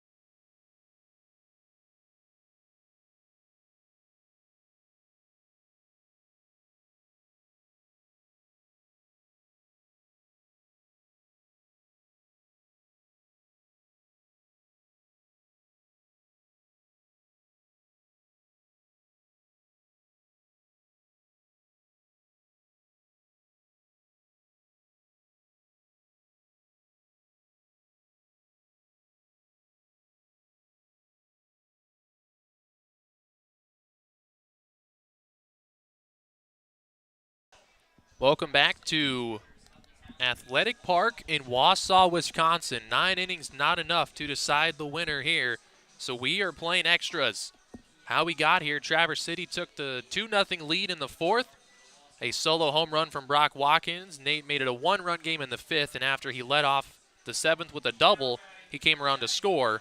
But Kobe Griner held Watkins at third base after his third extra base hit to send this game to extras. Alec Atkinson will start the inning at second base. Per the Northwoods League extra inning rules, they have the runner that starts at second base, and since Alec Atkinson made the final out, he will start in scoring position. Top of the order for Traverse City. Your best opportunity to score here. Christian Beal not bunting the run over. Traverse City has had bunting miscues recently. Maybe Rebant trusting Beal to swing away. Still not squaring around. He fouls it back, and now he's down 0-2. And the decision not to bunt could prove big if Beal can't get this ball in play.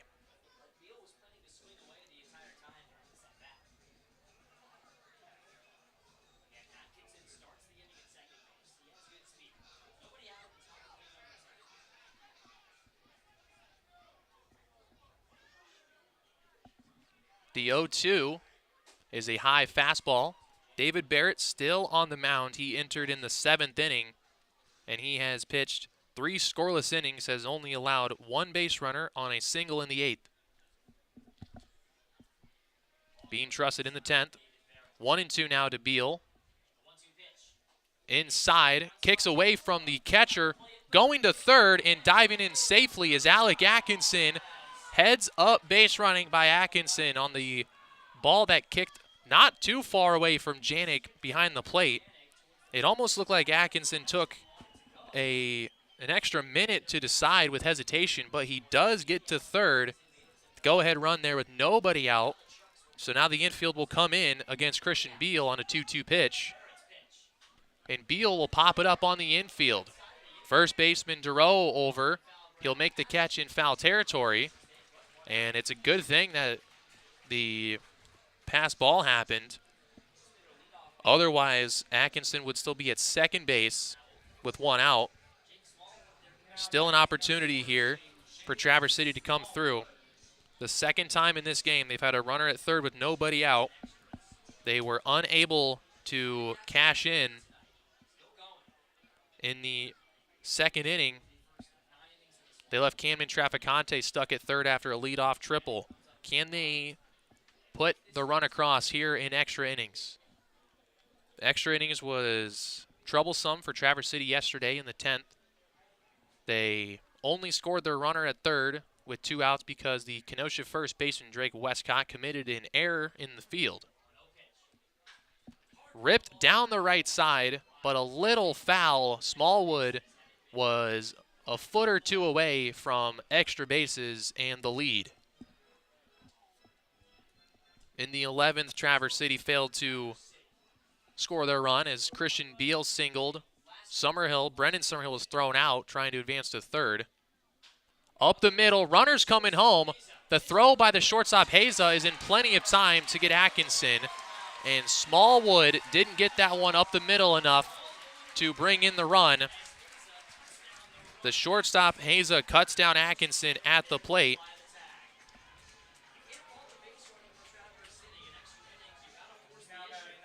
Traverse City is on the doorstep of another loss because they can't capitalize with runners on third and nobody out. Colin Summerhill, the DH in. He is 0 for 4. First pitch in the dirt, blocked by Janik. 2 things wrong with Summerhill's ground ball. 1, it was too hard, which made it easier for Hazard to make the play and come home. And 2, it was directly at him. If he hit it up the middle, could have got through, but it was right at him, and it was a hard hit ball. Made it an easy throw home to get the runner Atkinson. Summerhill, though, capitalized last night as Kenosha walked 5 consecutive batters in the 6th inning, all with 2 outs.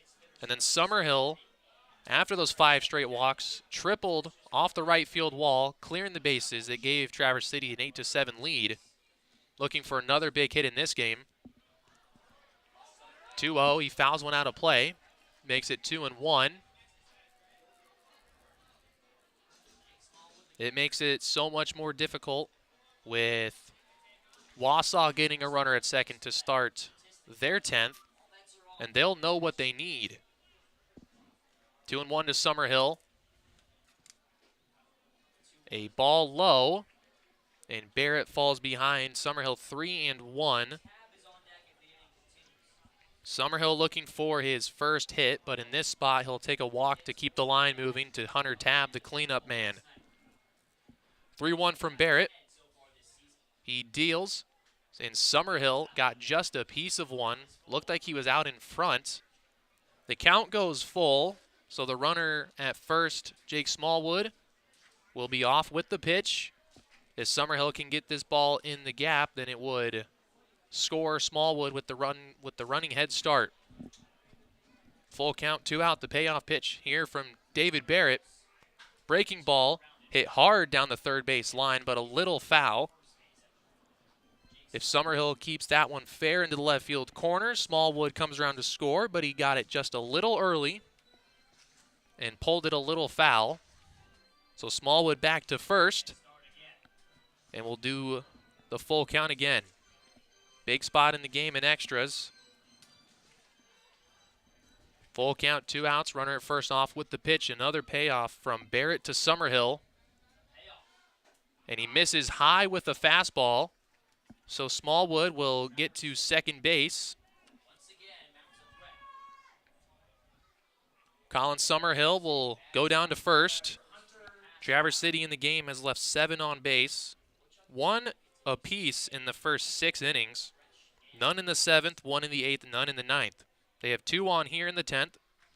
Hunter Tabb up. He singled on the infield his last at-bat. Looking for another base hit. Hunter Tabb has the only base hit against David Barrett. That single in the 8th inning that didn't even leave the infield. Can he get a second hit against Barrett and score Smallwood? 0-1 to Tabb. Breaking ball, and Tabb on a hanging breaking ball swung right through it.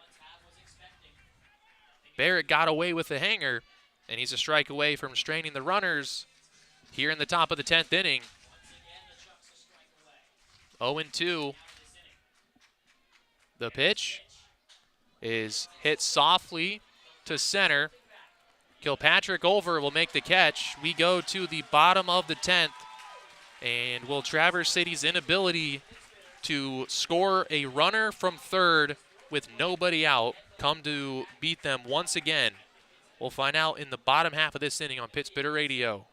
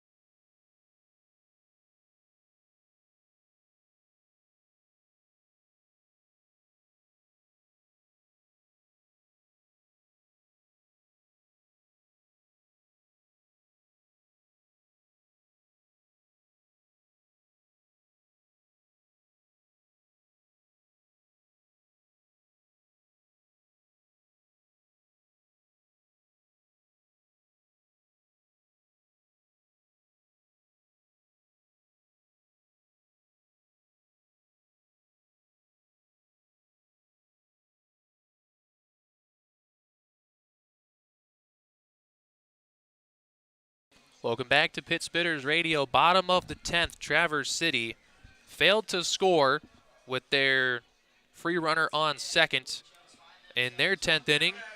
Alec Atkinson thrown out at home, trying to score on a ground ball from Jake Smallwood. Cal Haza threw him out, and he will lead off the bottom of the 10th. Camden Janik on second because he was the last out in the 9th. Haza's 1 for 3, but this is a likely bunt attempt to move the winning run to third. Kobe Griner on the mound still.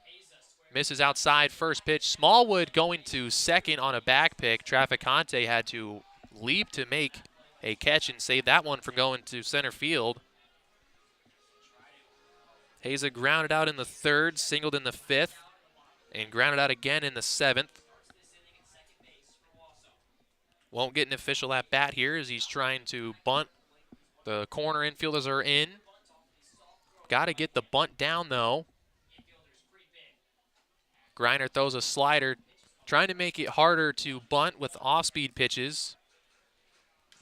That ball started inside, worked its way to the inside corner for a strike. Haza pulled back on the bunt thinking it was a ball, so it's 1-1. Janik the winning run at second. Top of the order on deck for the Woodchucks. The 1-1 from Griner. Another slider popped up foul. And we'll see what Wausau decides to do here. If they opt to try again to get the bunt down. But that's a risky play. If you bunt it foul again with 2 strikes, it would go down as a strikeout. Or will Haza just swing away here? Kenosha tried to do that yesterday. Bunt with 2 strikes, and they bunted it foul for an out. Is Haza going to try the bunt to surprise Traverse City or swing away? Here's the 1-2 pitch from Griner. Shows bunt again.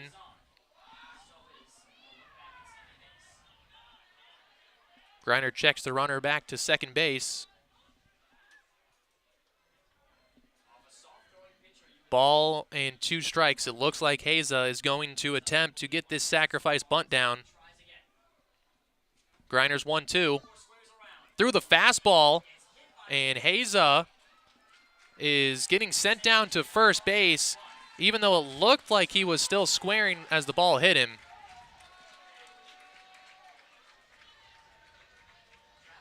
They're appealing down to the umpire, and he says he offered on the bunt. So even though Haza was hit by the pitch, the umpire, Mark D'Amelio, says he offered on the bunt attempt. So even though the ball hit him, he is ruled to have offered on the bunt and will be ruled out here.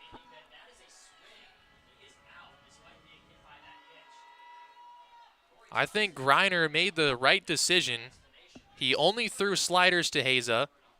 He then threw him a 1-2 fastball, maybe to try to surprise him. A guy that's expecting sliders, if you try to burn a fastball in, maybe he won't get it down. He came inside with it. Haza tried to pull back. The pitch hit him. And on the appeal, Mark D'Amelio, the first base umpire, said he did not get the bunt back. He offered on the pitch and is ruled out. So a big out there as Wausau is going to bring in a pinch hitter for Dwight Allen. Allen struck out looking on 3 pitches, his 1 at-bat of the day. The pinch hitter for Wausau is McGuire Holbrook, a sophomore from West Virginia University. Breaking ball misses inside. Holbrook has played in 5 games for the Woodchucks. He has 3 hits and 14 at-bats, a .214 average, on base of .313, trying to come off the bench and deliver the winning hit. 1-0 from Kobe Griner. Deals. Holbrook way out in front of that slider. It's always a tough spot in baseball at a high level to pinch hit, come off the bench. It's an even tougher spot when you're called on in extra innings with the winning run in scoring position. Griner trying to retire the pinch hitter and bring in Hunter Durow, trying to send it to the 11th. His 1-1 to Holbrook. He kicks and deals, another slider right in the zone, and he's ahead 1-2. Holbrook got the day off after playing both games of the doubleheader yesterday. He played every day since his debut June 13th. In the doubleheader, had 1 hit in 7 at-bats. That 1 hit came in the opener of the doubleheader in the morning game. Called on here in a big spot, 1-2 against Greiner. And he's able to just get a piece and foul a ball off the right side to stay alive. Greiner has good strikeout stuff. He was 3rd on the team last year behind Cam Schulke and John Buchelaer. In terms of strikeout percentage, averaged about 1 strikeout every 5 batters faced. He's got 2 through 5 batters. Looking for the 3rd. Greiner will check the runner back to second base, keeping Camden Janet close.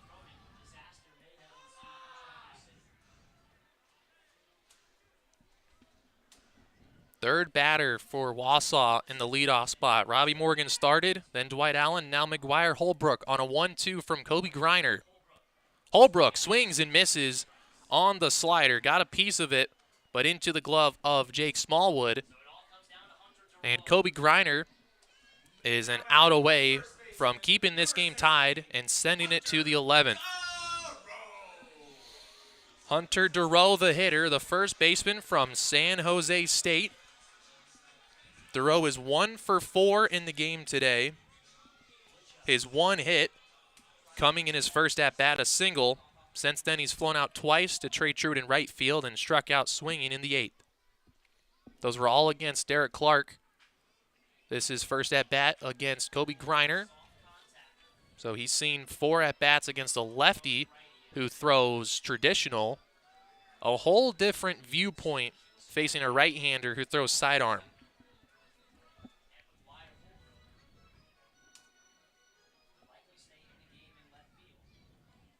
His 1 for 4 average brings him to 264 on the season. 0-1 from Greiner with a runner on second. Tries the fastball. He has been slider heavy here in the extra inning. Tried to sneak a fastball in the outside corner, but missed a little outside. It is 1-1. Winning run on second base, 2 outs. Durow trying to be the hero. And the 1-1, another slider, catches the inside corner, and Greiner gets ahead of Durow 1-2. Greiner trying to get the 3rd and final out. He struck out the previous 2 hitters, trying to send us to an 11th inning. Bail out the offense that couldn't score in the top half with clutch pitching in the bottom. Here's his 1-2 to Hunter Durow.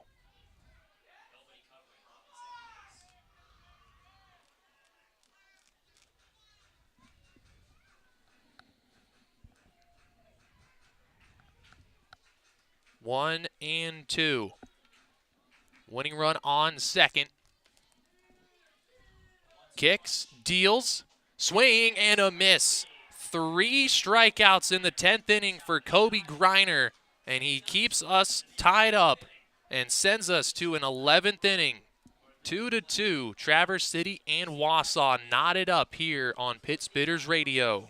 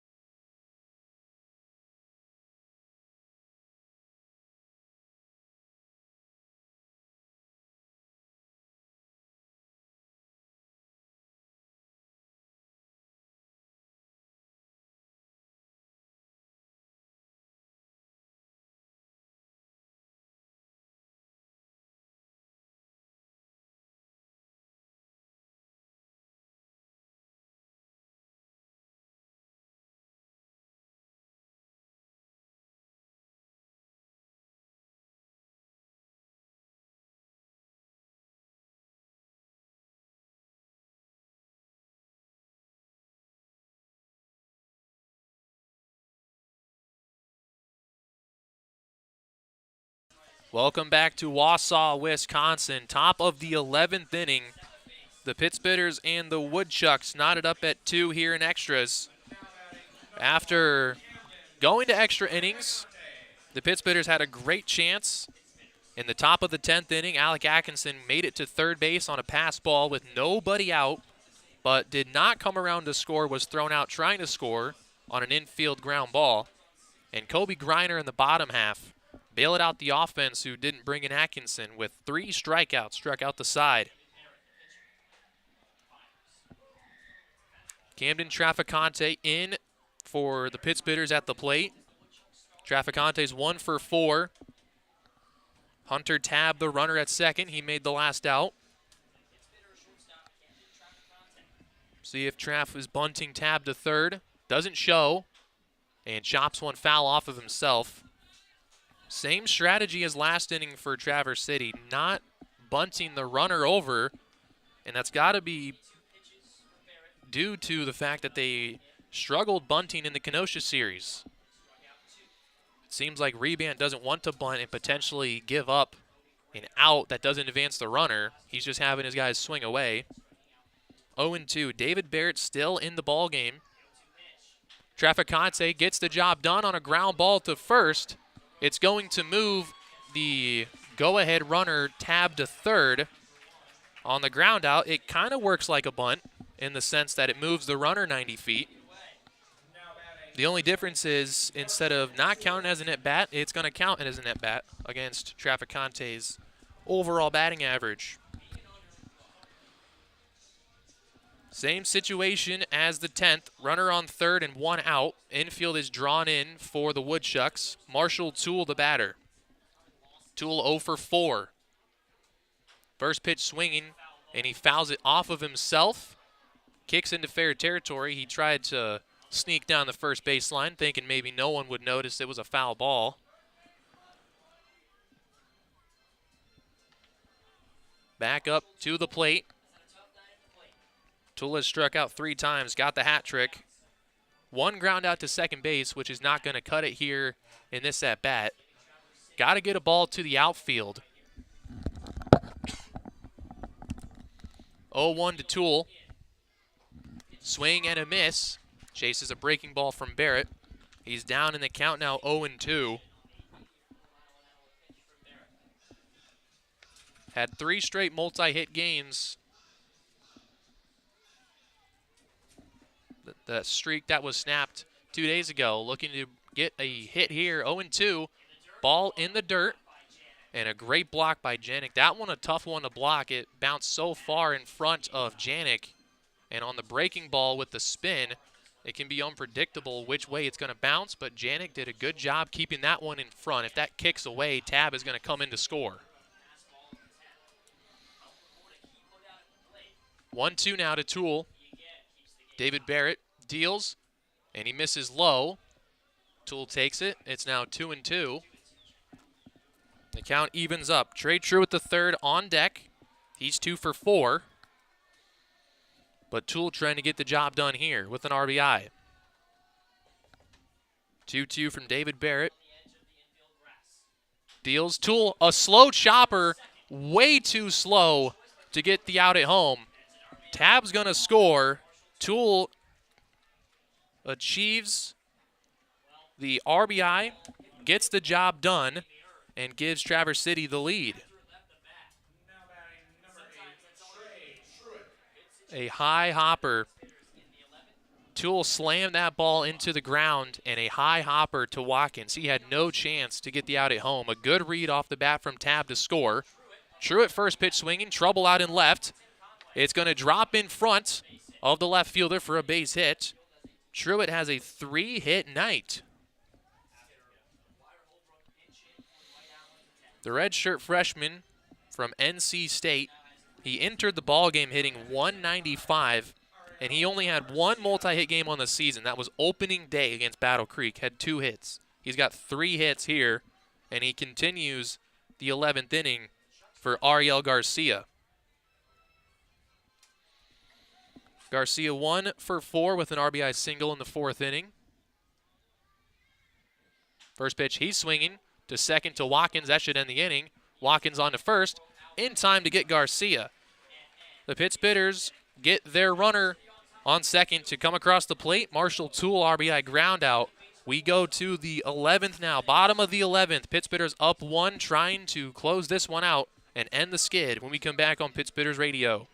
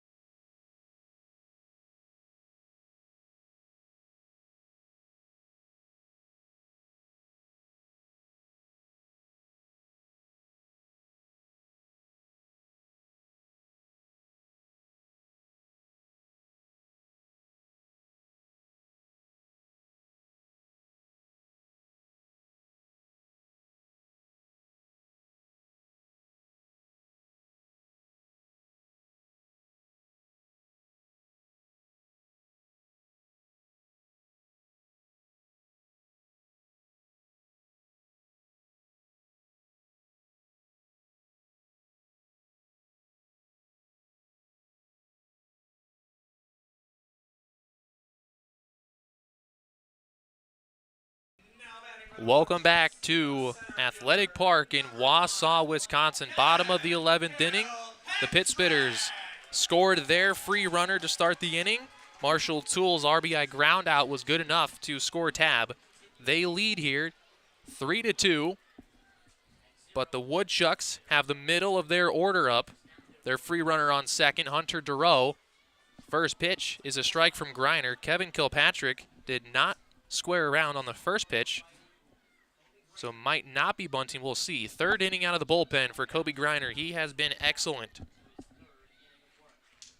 He has faced seven batters, pardon me. He struck out 4 of them, has given up just 1 hit to Brock Watkins, a double in the 9th, but he left him stranded.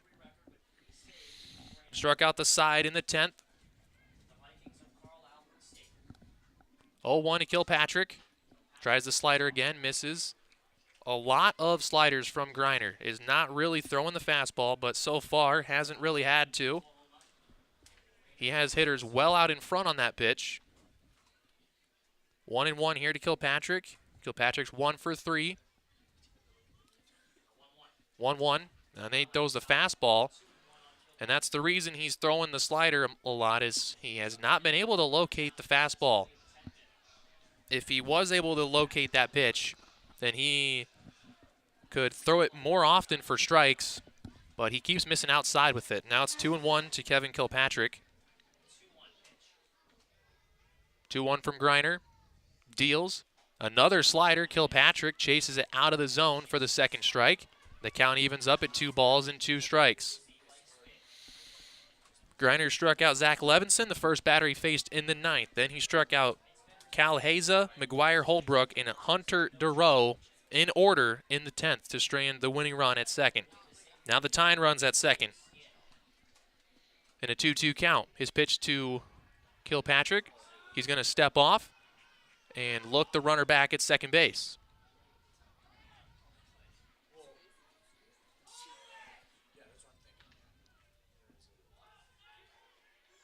2-2. Griner kicks, deals another slider. Kilpatrick able to fight it off.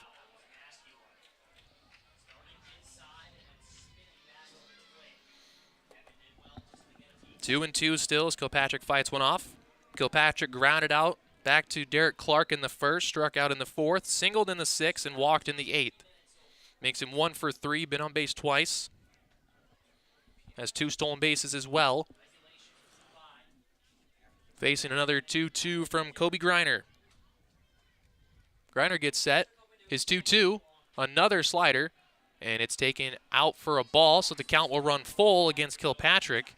And Griner's got to throw a strike here, or he's going to put the winning run on base. Just throw that slider in the zone is what I would do. 3-2, the full count. Pitch to Kilpatrick. Throws the slider. Kilpatrick swings and misses. That one may have been ball 4 outside, and Griner gets the swing and miss. It's now 8 batters faced and 5 strikeouts for Griner.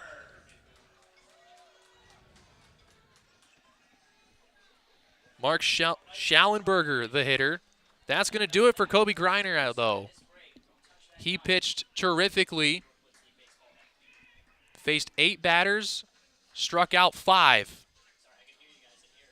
He exits new arm to face Schallenberger when we come back on Pit Spitters Radio.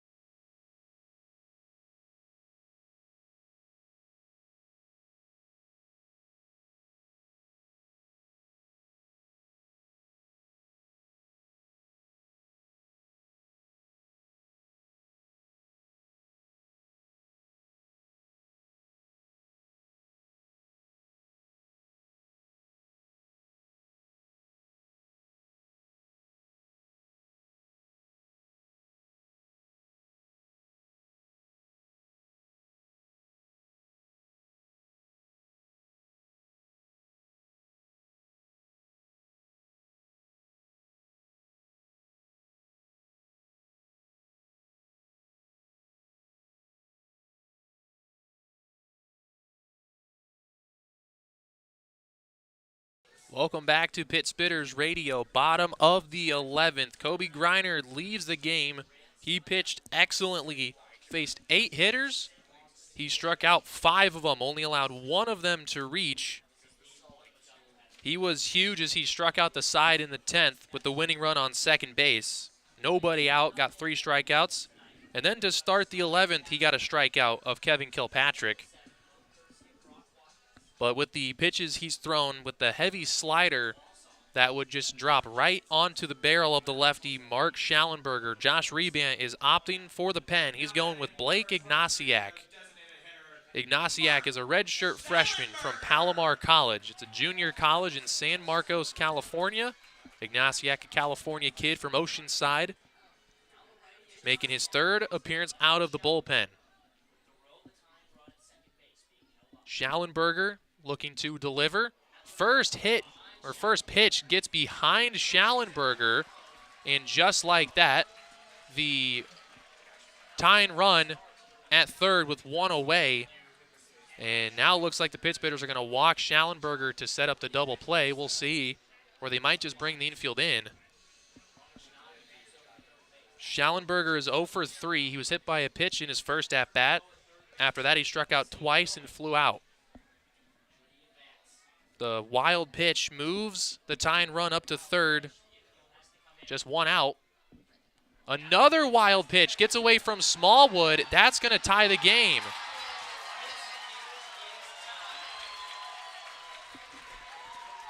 Jake Smallwood did everything he could to scampered to the ball and tried to make a play at home. But Blake Ignasiak has entered the game and just thrown 2 pitches nowhere close to the zone behind the batter and has just pushed across the tying run here in the 11th. Ignasiak got lit up in his last appearance in Kenosha, gave up a grand slam, the only runs in a 4-0 loss on Wednesday, game 1 of the doubleheader. Now he throws a strike on 2-0. He hits the outside corner. Now it's 2-1. Hunter Durow went to third and then home on 2 straight wild pitches. Schallenberger late on the 2-1. Now it's 2-2. Now Ignasiak throwing strikes, not the runs across. The count even at 2-2 against Schallenberger.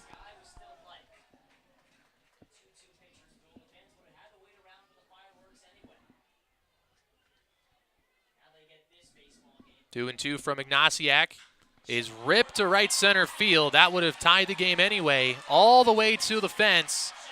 Schallenberger getting 2, and he's going to hold up with a 1-out double. There is the winning run.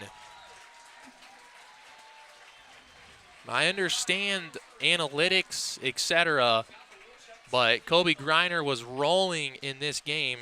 You go to Ignasiak, and he is thrown 2 wild pitches to give up the lead, and then a double to put the winning run in scoring position, just 1 out for the middle part of the order. Pitching coach Tucker Waddups is going to go talk to Ignasiak, who on a 2-2 pitch just threw a fastball middle, right down the heart of the plate. A bad 2-2 pitch, especially to the only lefty in the lineup, a power bat of Schallenberger.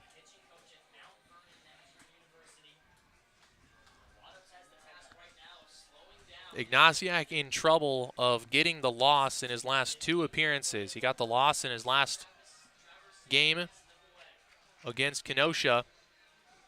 Pitched an inning and 2/3. He allowed 2 hits, walked 2 batters. Everyone he put on base came around to score on the grand slam, hit by Jacob Tobias of the Kingfish. Winning run on second for Zach Levinson. Levinson is 0 for 4. This is his first game of the season. What a way this would be to introduce himself to the Wausau fans if he can get a game-winning base hit here. Now you got to be careful and watch out because Ignasiak has been wild. Slider, that's fouled off. Levinson got a piece of it. Got to look out for any wild pitches here from Ignasiak. That would put Schallenberger up to third.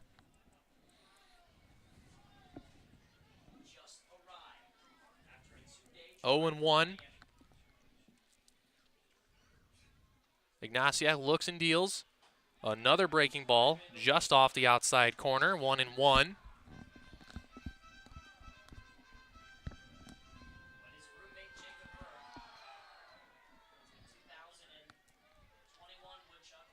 Ball and a strike.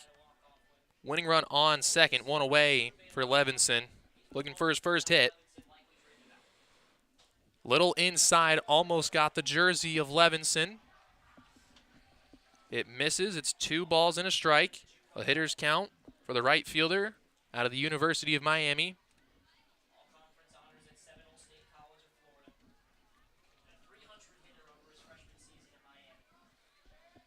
The 2-1. Ignasiak kicks, deals. Breaking ball misses outside. Now 3-1.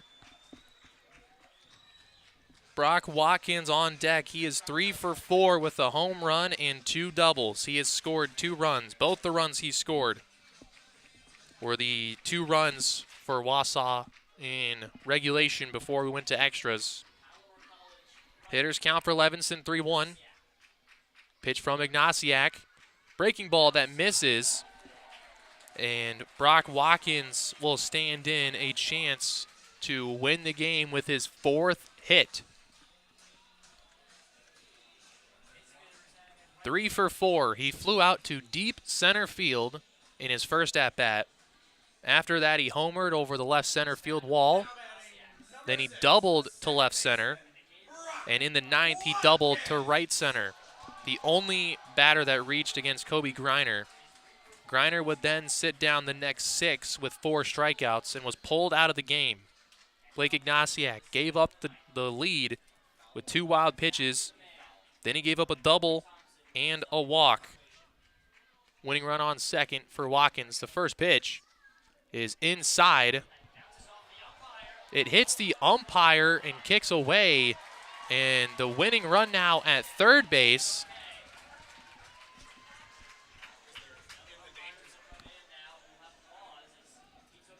Runners on third and second. I think Rebant is going to walk Watkins to load the bases and face Brent Witter.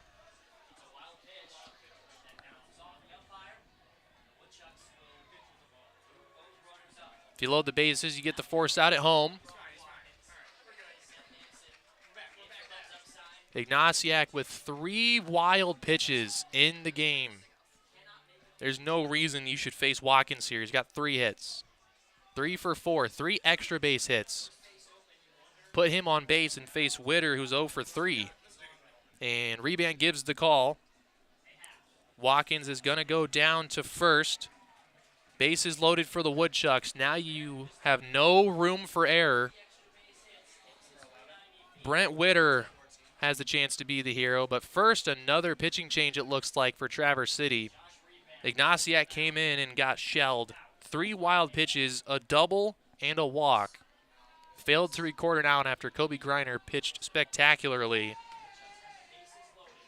Faced 8 batters, gave up 1 hit, and had 5 strikeouts. He left the game, and Ignatiak got touched up. New pitcher in for Traverse City. We'll come back with the new arm in just a second here on Pit Spitters Radio.